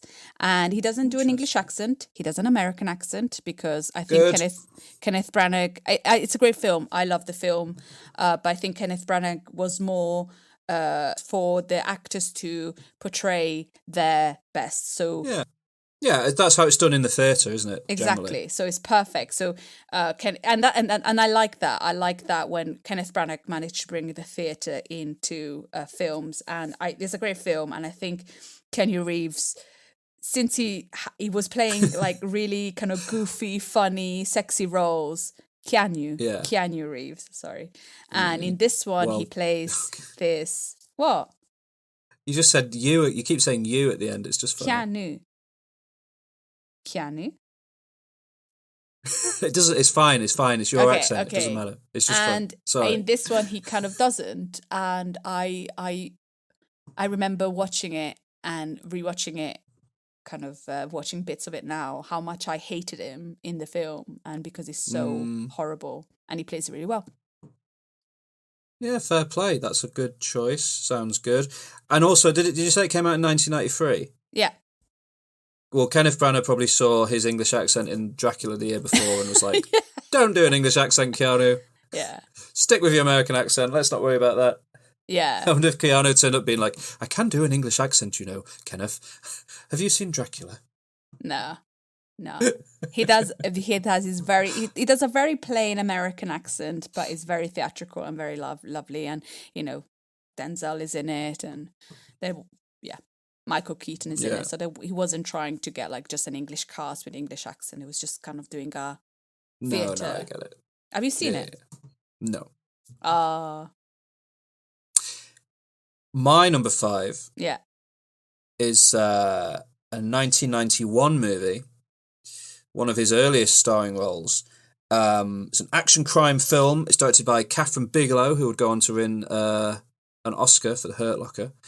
And it stars Keanu alongside such acting greats as Patrick Swayze and Gary Busey. It is, of course, the 1991 movie Point Break. Point Break, which I didn't see until 2016, 2015, something like that. I was a latecomer to the movie Point Break. But in the film, Keanu plays, similar to Krakoa Shaw, another police officer, or, you know, FBI detective in this case, with a wonderful name. He plays Johnny Utah, who is was a famous college football player, I believe, which again, improbable roles for Keanu Reeves. I don't know how believable it is that he was a college football star, but here we are. And he's a young, fresh FBI agent. He's partnered up with Gary Busey, and they are tasked with taking down the ex-presidents, a gang of bank robbers who rob banks with while wearing absurd rubber masks of various ex-presidents of America. This gang is led by the perfect Patrick Swayze, and Keanu, or Johnny Utah, quickly realises that as well as being bank robbers, these people might be cool surfer dudes. So baby. Keanu goes undercover to infiltrate the gang as a fellow surfer, and forms a kinship, a bond with Bodhi, Patrick Swayze's character, and is then left in the moral dilemma of, does he take Bodhi and his gang in? Does he let them get away with it for the love of surfing, or what does he do? And it's an absurd film, but in the extremely talented hands of Catherine Bigelow, it becomes something great. And the central set piece of the movie is probably this extended on-foot chase sequence between Keanu and Patrick Swayze that ends with Keanu firing his gun into the air while screaming. A moment perfectly given tribute to in Hot Fuzz years later. Yeah. And it's just wonderful stuff. And it's a deeply silly movie, but it's wonderful. The impact it's had on cinema can be felt in the fact that the original The Fast and the Furious is effectively a remake of Point Break. It's the same exact plot. I mean, the same plot. Yeah. And that blew up into one of the most successful movie franchises of all time. And you could say that potentially without the inspiration of Point Break, that film franchise might not have come about. So it's great. Keanu is brilliant in it. He's just he just brings that. Some people call him wooden, but I don't know that he's wooden. He just has that. He's not quite like anyone else on camera. Yeah. And he's just great to watch. I don't know what it is about him, but I love him in this film. It's a beautiful, wonderful film. He'll go on to bigger and better action roles in his future, but to start your career with this movie is great, or your action career anyway. So yeah, have you seen Point Break? Of course, yes. Of course, yes. Yeah, it's a classic. It's a classic. It's a classic. It's a classic. Absolutely, it is. Okay, so what's your number four? My number four is Keanu in his. Don't laugh at me. I'm not laughing at you. I'm smiling. Okay, let's drill. Tell me the name. Okay, Keanu. Keanu. There you go. Fantastic. Keanu. So, my next one is Keanu in his goofy side of roles. Unfortunately, I've never seen Bill and Ted, and I've been trying to watch it, but unfortunately, I can only see Bill and Ted's Bogus Journey, and that's not the first one. No, but it's good though. Bill and Ted's Bogus Journey is a good old film. Yeah, but I want to see the first one first. No, the first one's the best. Like Bill and Ted's Excellent Adventure is lovely. Yeah. But this is Keanu in his goofy side, and it's from a 1989 film called Parenthood. Oh. Have you seen it? No, is this with Steve Martin? Yeah. So this is a film. Seen Parenthood. Great cast. It's got Steve Martin, as Gil, the father of the main family, Mary Steenburgen, Diane Weiss. Yes. I just really like Mary Steenburgen. So incredible. Yes. Diane Weiss, Jason Robards, Rick Moranis, Martha Plimpton. Do you know her? Plimpton. She was in The Goonies, the blonde girl. She also used to be River Phoenix's girlfriend when he died. No, I don't know her at all, but I'm sure she's wonderful. And Joaquin Phoenix as the younger brother, and of course Keanu. That's a crop. Yeah. That's a crop of actors right there. Yeah, and it's a film about the Buckman family and the friends trying to bring up their children. It's kind of a drama comedy. There's a lot of drama actually, and this film is kind of tragic. It's not really that comedic, although because there's Steve Martin in it, you expect a lot of comedy, but it's actually more on the dramatic side. But Keanu plays Todd, who is the husband of Diane Weiss's daughter, and they're not supposed to get married because she's still in college, but he kind of plays the silly but wise guy. So there's kind of like, he's really, when Keanu plays this kind of like, kind of silly guy, but then there's also like a much deeper he's much deeper than he is, and I really love him in this role because he kind of he's lovely. Just a lovely Keanu. And he's kind of perfect for the role, I think. Oh, nice. I've always had the impression that Parenthood wasn't meant to be very good. So, interesting. Like, when I watched it, I was surprised by it because I was assuming, like I said before, there was going to be a straight-on comedy. And I love Steve Martin, and I thought it was going to be like Father of the Bride kind of thing. Yeah. But it's not. And so you can either, and if you watch it in a more kind of critical, in a way that is not a comedy, these people are trying to navigate through life by the best way possible, and it's kind of quite deep as a film. And so as a comedy, maybe it's not great, but I've got I don't know why I've got a soft spot for this film. I've always loved the film, and I always loved like Keanu in it, and the cast is great. And you've sold it. I definitely want to see it off the back of you talking about it. Yeah, awesome. So while you were talking about Parenthood, I was listening to you, but in my head I was also thinking about my next film, my number 4 film. Yeah. And I got so excited thinking about it that I realised it has to be number 3. So I've done a quick change in the ordering of my list. So I was like, do you know what? Actually, no, this is better than I remember. So my new number 4 is a 2020 film, a 2020 Keanu Reeves film. Oh. It's an American science fiction comedy movie directed by Dean Parisot and stars Keanu Reeves alongside Alex Winter. Yeah. And it is the 3rd film in the trilogy, Bill and Ted Face the Music. Yeah, that's why I wanted to watch Bill and Ted, so I can watch that one.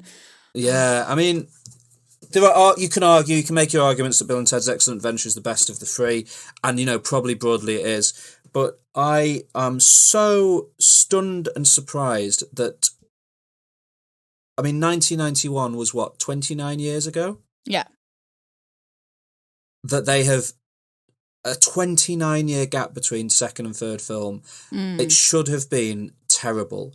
Yeah. It took years and years to get this project going. Bill and Ted Face the Music, or Bill and Ted Part 3, or whatever it was being called at whatever time, has been being talked about for so long that eventually it was just like, well, that movie's just not going to happen. It's not going to come out. It's never happening.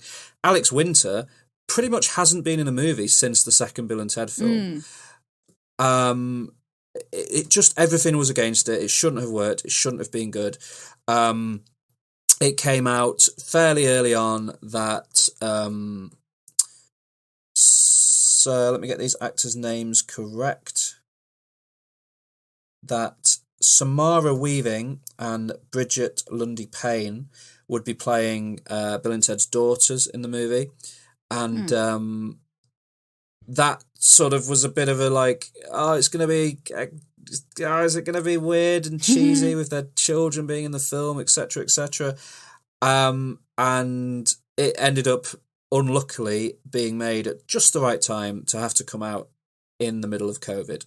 So during a very brief window in the UK when the COVID pandemic was allowing cinemas to open, I was able to go and see this film, and it completely blew me away. I think this movie is brilliant. It follows Bill and Ted 30 years on. They were told that they were going to save the universe with the power of their music. They were going to write this one song that would unify the entire world, and they have failed. Or not failed, but they have focused their lives around this and only this to such a degree that they are still behaving like they were as teenagers. They have 2 grown-up daughters who idolise them, and I think that's the first perfect choice the movie makes, is that their daughters are just versions of them, younger versions of them, who idolise them and love them and want to support them, and they go on their own adventure in the movie. And both actors, Samara Weaving and Bridget Lundy Payne, who you know from Atypical. They are the actor in Atypical, right? Yeah. And they are so good in this film. So good, yeah. And Samara Weaving is an actress who I just adore in everything she's ever done. I think she's brilliant, and she is perfect in this film. She's so good. And then you've got Keanu and Alex Winter. Alex Winter should be rusty. He shouldn't know what he's doing. He's 29 years or so since he's been in a film acting. He's it's like he's not been a day. He's perfect. And then Keanu just holds the whole thing together. He inhabits, after years since the last Bill and Ted movie, spent mostly acting in action films and dramas. He's returned to the character that kind of made him famous, and he gets it spot on. He's so good as Ted in this film. And it's got so much fan service in it. They bring back William Sadler, who plays the Grim Reaper in The Bogus Journey. He comes back, and loads of other people come back, and Kid Cudi pops up playing himself, and it's just so much fun. It's just a fun, enjoyable film. There was a weird thing early on. The plot of the movie is that they haven't written this song that's going to unify the universe. The universe is going to destroy itself in like 78 minutes or something, 80 minutes. So they are taken by Kristen Schaal, who is playing the daughter of Rufus, George Carlin's character from the original films. George Carlin has sadly passed away in the intervening years, so Kristen Schaal kind of fills that role. And they are given 78 minutes to go and find their perfect song and travel through time and speak to different versions of themselves. And there was a weird thing where I think this plot summary got confused with reality at some point, and before the movie came out, these reports started coming out that the film was only going to be 78 minutes long itself. And I remember being like, oh, well, that's barely a movie. Why is it only... How can they make a Bill and Ted film that's only 78 minutes long? That's not even a film.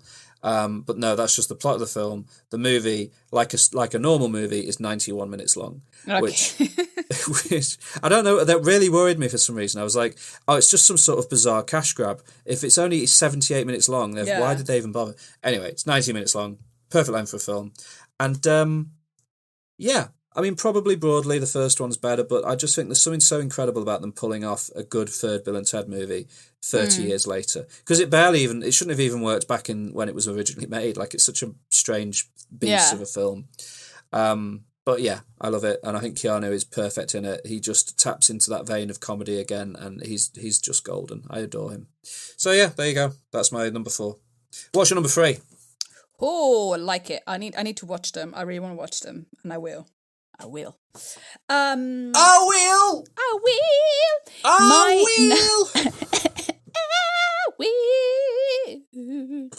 Sorry. Are we okay? I was so excited about talking about Keanu. He's so good. I love him. So also, have you ever read all the stories about how nice he's meant to be? Yeah. He's meant to be the nicest, most perfect man. There's an amazing story about him.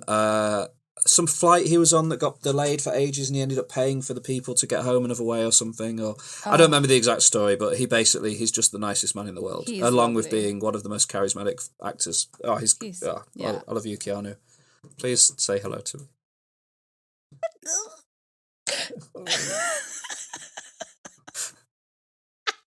Sorry. Okay, so my number 3 is Throb Keanu. The one that your heart flutters and it goes huru, huru, huru, huru, like more than other times. But this was like the fluttering heart Keanu. My personal heart fluttering Keanu. And this is from a 1995 movie called A Walk in the Clouds. Okay. Yeah. So it's about so Keanu plays a soldier. He can play a soldier. Okay. He can do anything.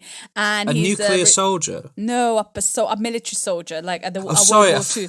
Right, sorry. That makes more sense. So Keanu plays a World War II soldier, and he's coming back from the war, and he's married with somebody that he doesn't really like. He married before going to war, and then when he comes back, he's not really the person that he wanted to marry. And he meets this girl, Victoria, on a train. It's not a train; it's a bus, I think. Oh, Keanu Reeves and buses, that's always a recipe for I think it's success. They meet on a bus or something, and they he sees her in distress and he says to her, what's wrong? And she says, I'm pregnant, but she's from a Mexican family in the 1940s, and so it's all crazy. So they go back to her family's house pretending that Keanu is her husband. Right. And they live on they are winemakers, and so it's this beautiful film about making wine, and Keanu and Victoria falling in love, because who can resist Keanu? And he's clean shaven, he's got short hair, and he is absolutely incredible in this film, and I love him. And it's also a cool film. It's a very nice film. It's nice. It's got really incredible cinematography. It's a really beautiful film. I've just looked up the poster for this movie, and is Keanu with a hat. It's a big picture of Keanu's face. Yeah. He's wearing a cowboy hat, and then in the bottom corner, he's got his arms out, and he's hugging this lady from behind. Yeah, and it says, "A man in search, a woman in need, a story of fate."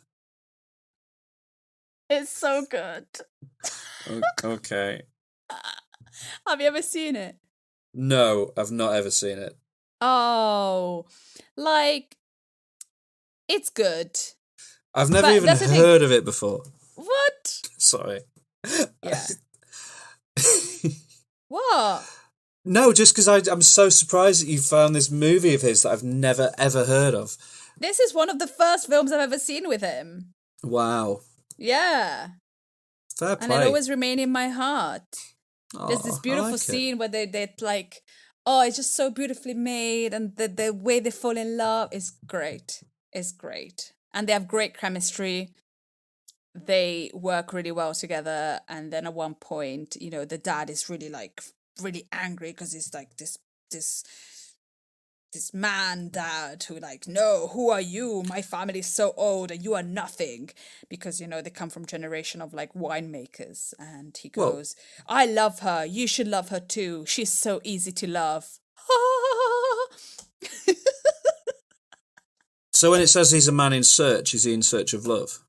Well, I don't know, really. He's in search of something. Well, he's come back, and I think he's so disappointed with his wife. I think he's maybe searching himself after the war, and he finds Victoria, who is a woman in need. Well, she's in need because she's pregnant, and she's not supposed to be pregnant. She's in need of a husband. Fate has brought them together, then. Fate has brought them together. It's a story of fate. Yeah. Could be your homework. No, it's not.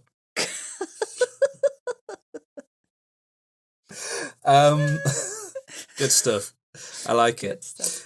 I like it a lot. So that's your movie, number 3. Yeah. It's good. We're seeing the range of Keanu here because we've got such different lists. Yeah. And he can do so many things. So I've got a 1994 film for you next, at my number 3 spot.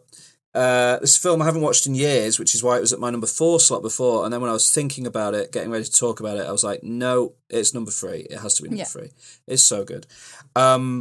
It's a movie about a bus that has to speed around the city, keeping its speed over 50. And if its speed drops, it will explode. I think it's called The Bus That Couldn't Slow Down. Yeah. It's called Slow. Slow down. That's a Simpsons joke. That's one of my favourite Simpsons jokes. Yeah, it is, of course, Speed. 1994, Keanu Reeves action movie. Starring, along with Keanu Reeves, the best actor to ever play a villain in Hollywood, Dennis Hopper, in one of his best villainous roles in this movie, alongside Sandra Bullock at her most wonderful in this movie. And even Jeff Daniels gets in there as the as the police officer. And like I said, it's years and years since I've seen this movie. The minutiae of it I don't remember. I need to watch it again soon.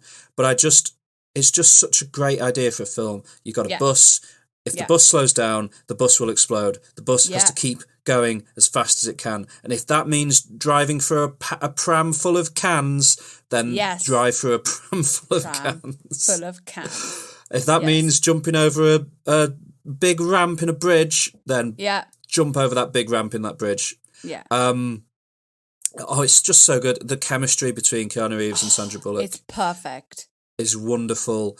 Like, apparently, there's a bit of trivia that maybe they really fancied each other as well. Oh, maybe they did. Like, and so if you see press for this film, they are actually like hugging each other and like giving each other kisses. And apparently he really fancied her. Well, this is all like, but apparently.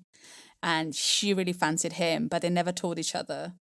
And so that was a bit like, they were a bit tense. But can you imagine? It would have been beautiful. Yeah. It's like David Schwimmer and Jennifer Aniston all over again. Yeah, but I can imagine that though. Like if you have that kind of sort of like chemistry. Yeah, definitely. I mean, Ross and Rachel and Keanu and Sandra Bullock in this those are two kind of performances where you can really sense the chemistry. Yeah. Yeah, she's wonderful in this movie. Dennis Hopper's great in it. The scene, I don't want to spoil it, but the scene where he meets his end is an iconic villain dispatch moment for sure. Yeah. It's so good. And it's a great film. It's fun. It's just fun Keanu and wonderful. At his action best. Yeah, it's directed by Jan de Bont, who's a Dutch filmmaker who, like, one of the things he was most well known for before making Speed was he was the cinematographer on Die Hard. And I'm certain that being on the set of Die Hard and working on that movie set him up perfectly to direct a similarly confined space action movie such as Speed. Yeah. And God, yeah, I was just thinking about it. I was thinking about that moment because you were talking about Keanu Reeves and romance and stuff. I was thinking about that moment at the end of Speed where him and Sandra Bullock are lying together on the ground, and she says something like, 20% or 80% of all relationships that start because of a traumatic event end in, tragedy or whatever. And it's just like, I don't care, and they just kiss each other. It's just, it's so good. It's so good. There's a bit in this. I'm going to spoil a minor character death where Jeff Daniels gets exploded. In the house, and there's that little moment where he realizes he's about to die, and his face. It's just perfect. The whole movie is a perfect action movie, and I need to watch it again as soon as I can because I've not seen it in far too long. And that's all I have to. It's just great. Oh, it also has Joe Morton, who is in Zack Snyder's Justice League. So well done, Joe. Yeah.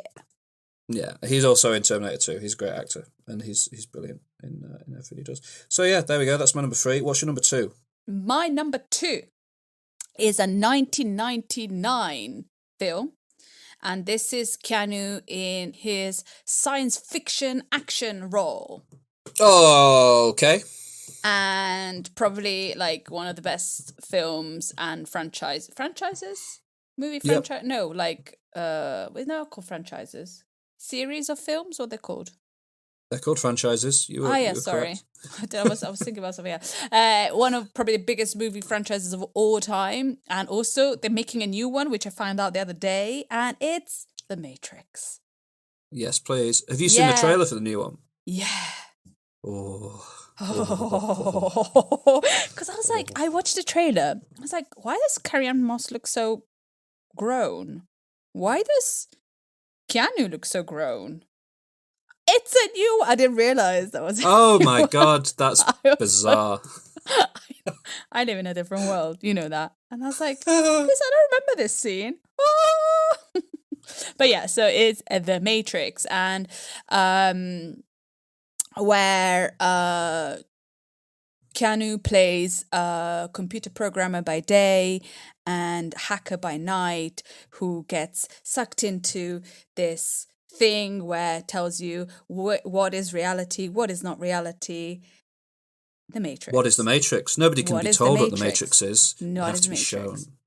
And he's so good in this film. He's brilliant. I loved him in this film. I think What's his character's real name? I don't know. It's one of my favourite names to say in cinema because of the way Hugo Weaving says it when he's interviewing him. What's his? Mr. Anderson. Ah, yeah, Mr. Anderson. I was like, the only thing that Anderson. Yes.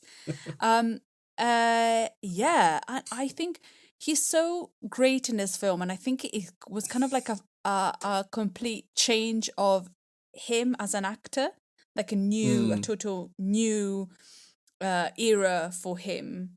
I think this is the film that solidified him as a major movie star. Like, he did good work during the 90s. His films like Speed and stuff put him on the up, but I think The Matrix was the point where it's like, this guy is one of the leading movie stars in the world. Exactly. And he's great in it. A lot of people really dislike the two sequels. I don't mind them. I think they're okay. They go a bit over the top. I think the third one goes a bit...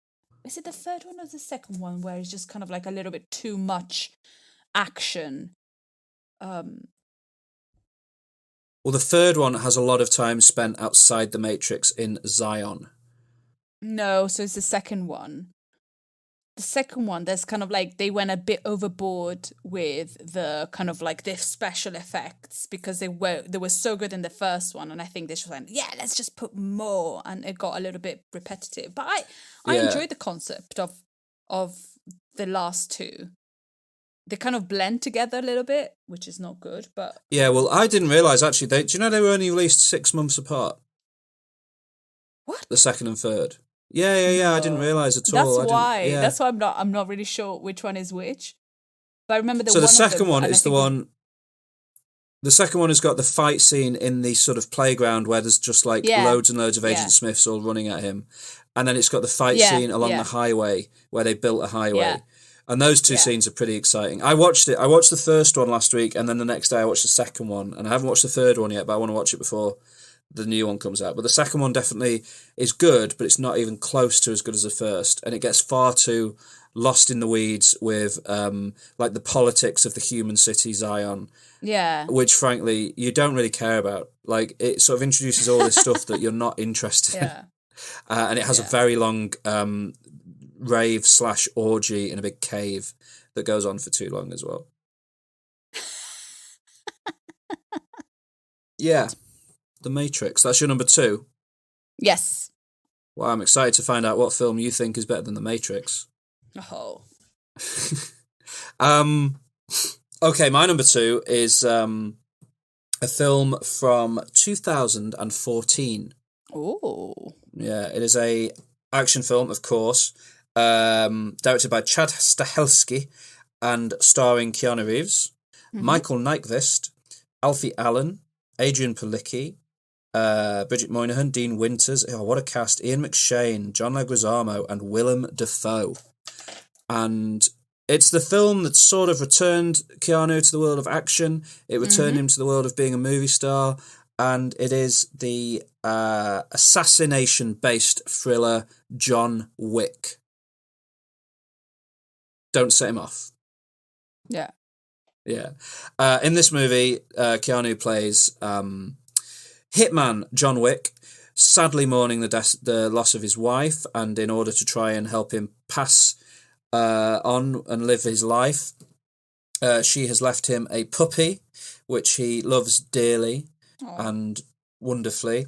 And very unfortunately, one day he meets Alfie Allen's character while he is out driving in his car. Alfie Allen wants to buy his car off him, and he says no. So what does Alfie Allen do? Well, because Alfie Allen is the son of a Russian mobster, he goes to John Wick's house in the middle of the night, attacks him, steals his car, and murders his dog.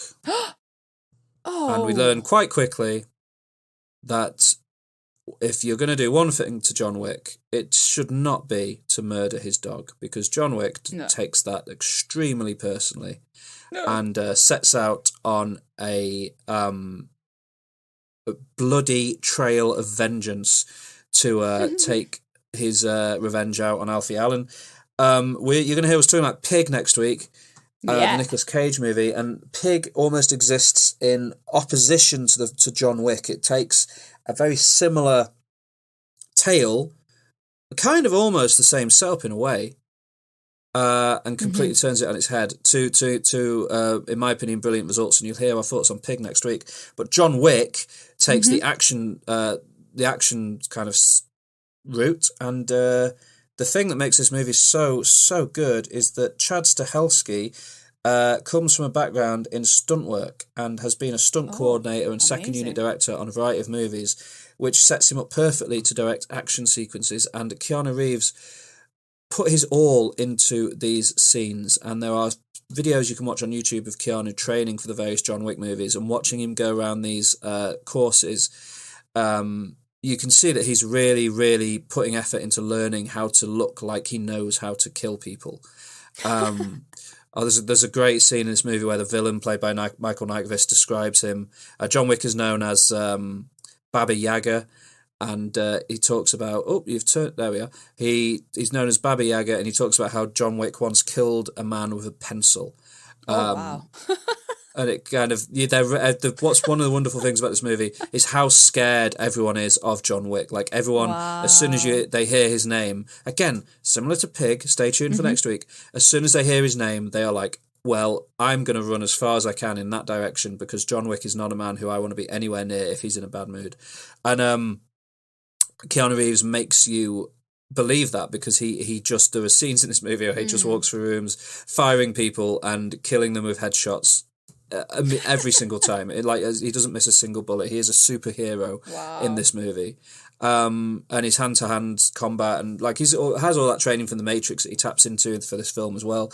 And it's just sort of a pure, perfect action movie, and it's got this side of feeling like it's set in a comic book world. There's a sequence where he goes to a hotel that's specifically for assassins, and it's called the Continental, and it's run by Ian McShane, and the sort of receptionist is played by one of my favourite character actors. Let me get his name. Lance Reddick plays receptionist, or the concierge, I suppose.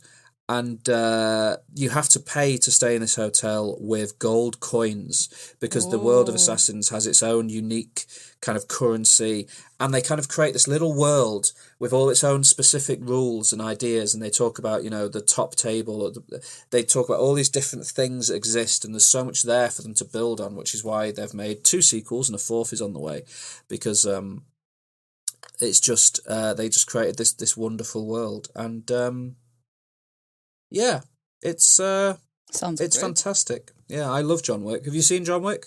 No, yeah, that's the thing. Like, I've completely lost part of his career completely. Like the later career after The Matrix. I don't know why. It kind of went some other way. That's fair enough, but it's good to catch up on it, because John Wick is great. I mean, it's purely an action movie. There's no love interest. There's nothing to distract him from his mission. So it is just about being an action film, but it's got great performances, great character actors. Willem Dafoe is brilliant in it, and it's spawned 2 sequels that are equally kind of good. And there's, like I said, there's a 4th one away. So yeah, it's just really good. I love John Wick. It's a great movie. He has great hair in it, and keep making John Wick films, please, because I'll keep watching them. Awesome choice. Yeah. What's your number 1? My number 1 is 1994 action hero Keanu in the film Speed. Okay, I'll take it. I love Keanu in this film. I love the film in general. I love Sandra Bullock. I think it's just so good. And it's kind of like, I've got really fond memories of watching it. I've seen it so many times. It's so good. And I think it's one of the performances that I remember the most from him, because I just love him in this film. And for me, Keanu is Speed. And we already talked about it. And it's just a bus that can't slow down. Such a great concept, and he's great in it, and I love it. Yeah, it's for me better than The Matrix. Not as a film, but as a performance. Yeah, okay, that's fair. I can see that. I mean, yeah, they're both great, as is John Wick, which is why Speed's at my number 3 position. But they could all be number 1. Yeah, yeah, exactly. We could just go like number one. It's great. Definitely. Yeah. So that's my number 1. Yeah. Speed. What's your number 1? Good pick. Well, my number 1 is another one we've already talked about, because obviously my number 1 is The Matrix, because I think that The Matrix is better, but like I said, they could all be number 1. So yeah, The Matrix, I just adore this movie. I think it's one of the best films ever made. When I was a kid, we went on a school trip in year 9, so we were about 13, and we went to Belgium to see the war graves from World War One. And on the bus, they had a video player, or maybe even a DVD player by this point, I'm not sure. I think it was a video player. And they told us to bring films to watch. And somebody brought Never Been Kissed, the Drew Barrymore film. Yeah. And they put that on, and I went to a Catholic high school, and after about 15 minutes or so, one of the teachers went, "This isn't appropriate, this isn't suitable for us," and turned it off. Much to the consternation of a lot of people on the coach. And as a result, I've never Been Kissed all the way through. But then somebody else had The Matrix, and they put The Matrix on, and somehow The Matrix was deemed appropriate for Catholic school. That's so silly. Yeah. Because, that people are getting shot and kicked and punched and things, but nobody's talking about sex, so it's fine. Okay.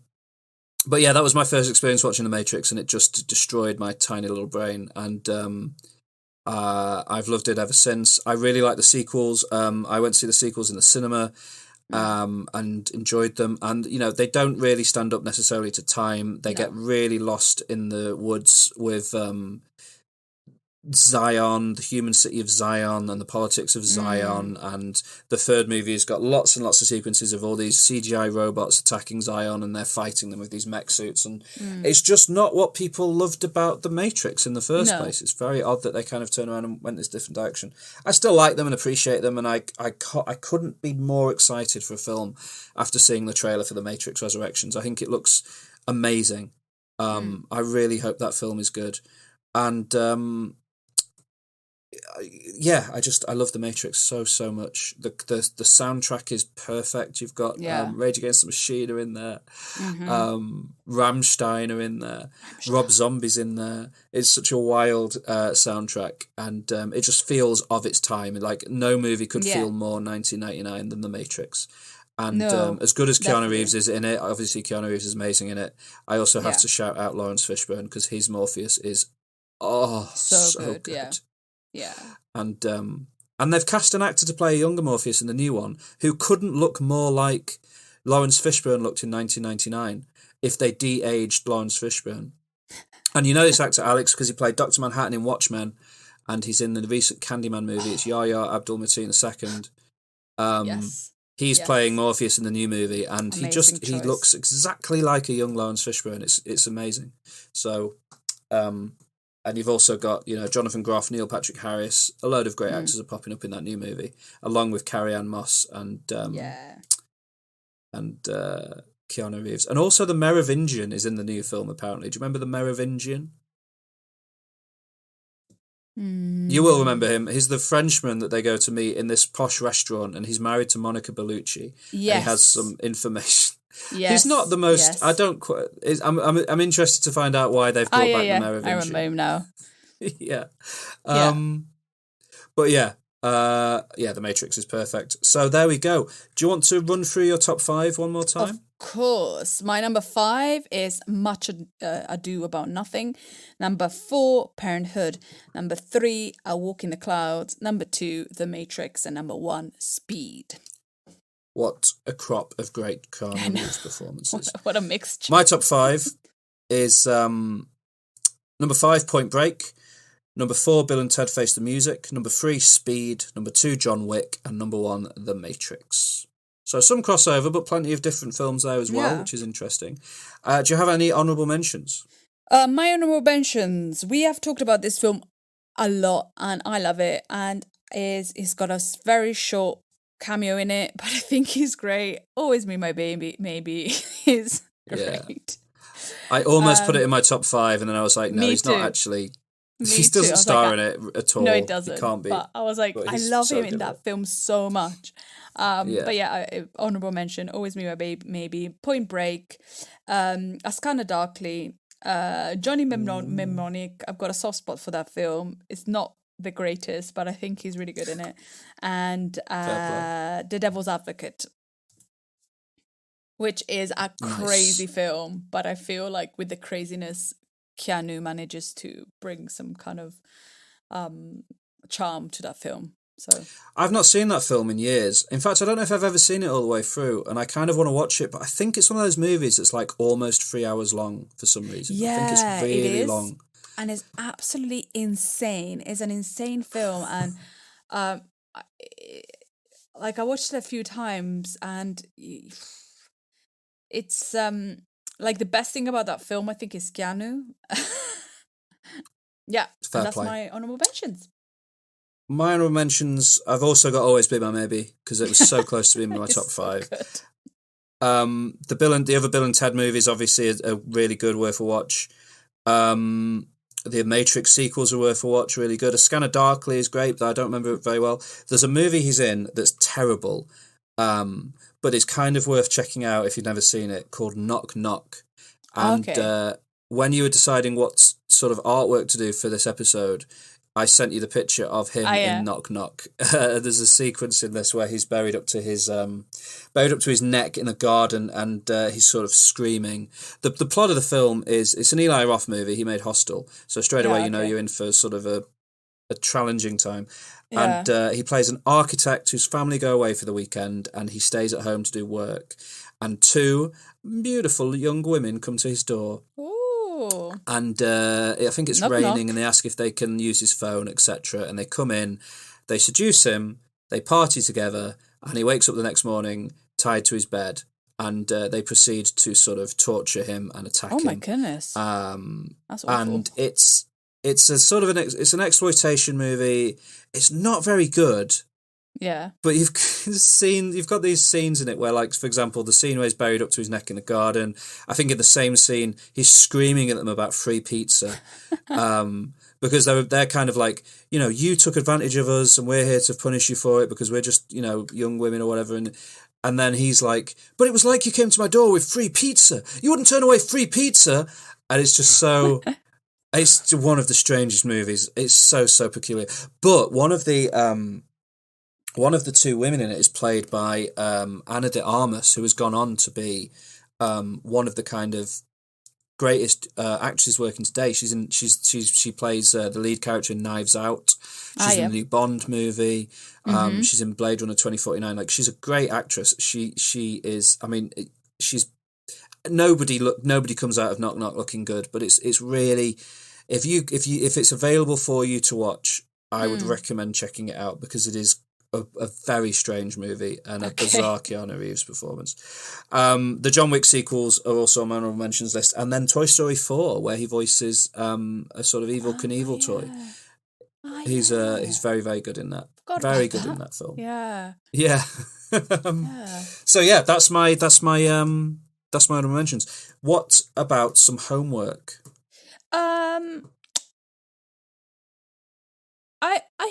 I think if you manage to find it, I would watch Parenthood.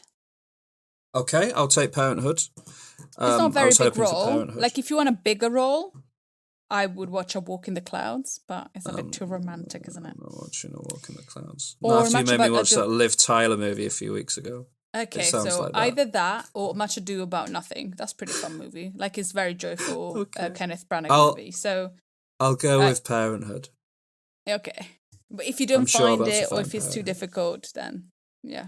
I'll definitely find Parenthood. Don't you panic about that. Okay. Didn't they make it into a TV series in the last few years? Isn't there a TV show called Parenthood? Like when I was looking for it, there was also like a TV series. So yeah, but I don't even know I don't know if it's the same thing or just. I think it's meant to be sort of that franchise. I think. Okay. But different characters or something weird. Anyway, yeah. So yeah, good. And I think the only real choice for you with me is John Wick. John Wick. Yeah, because you've not.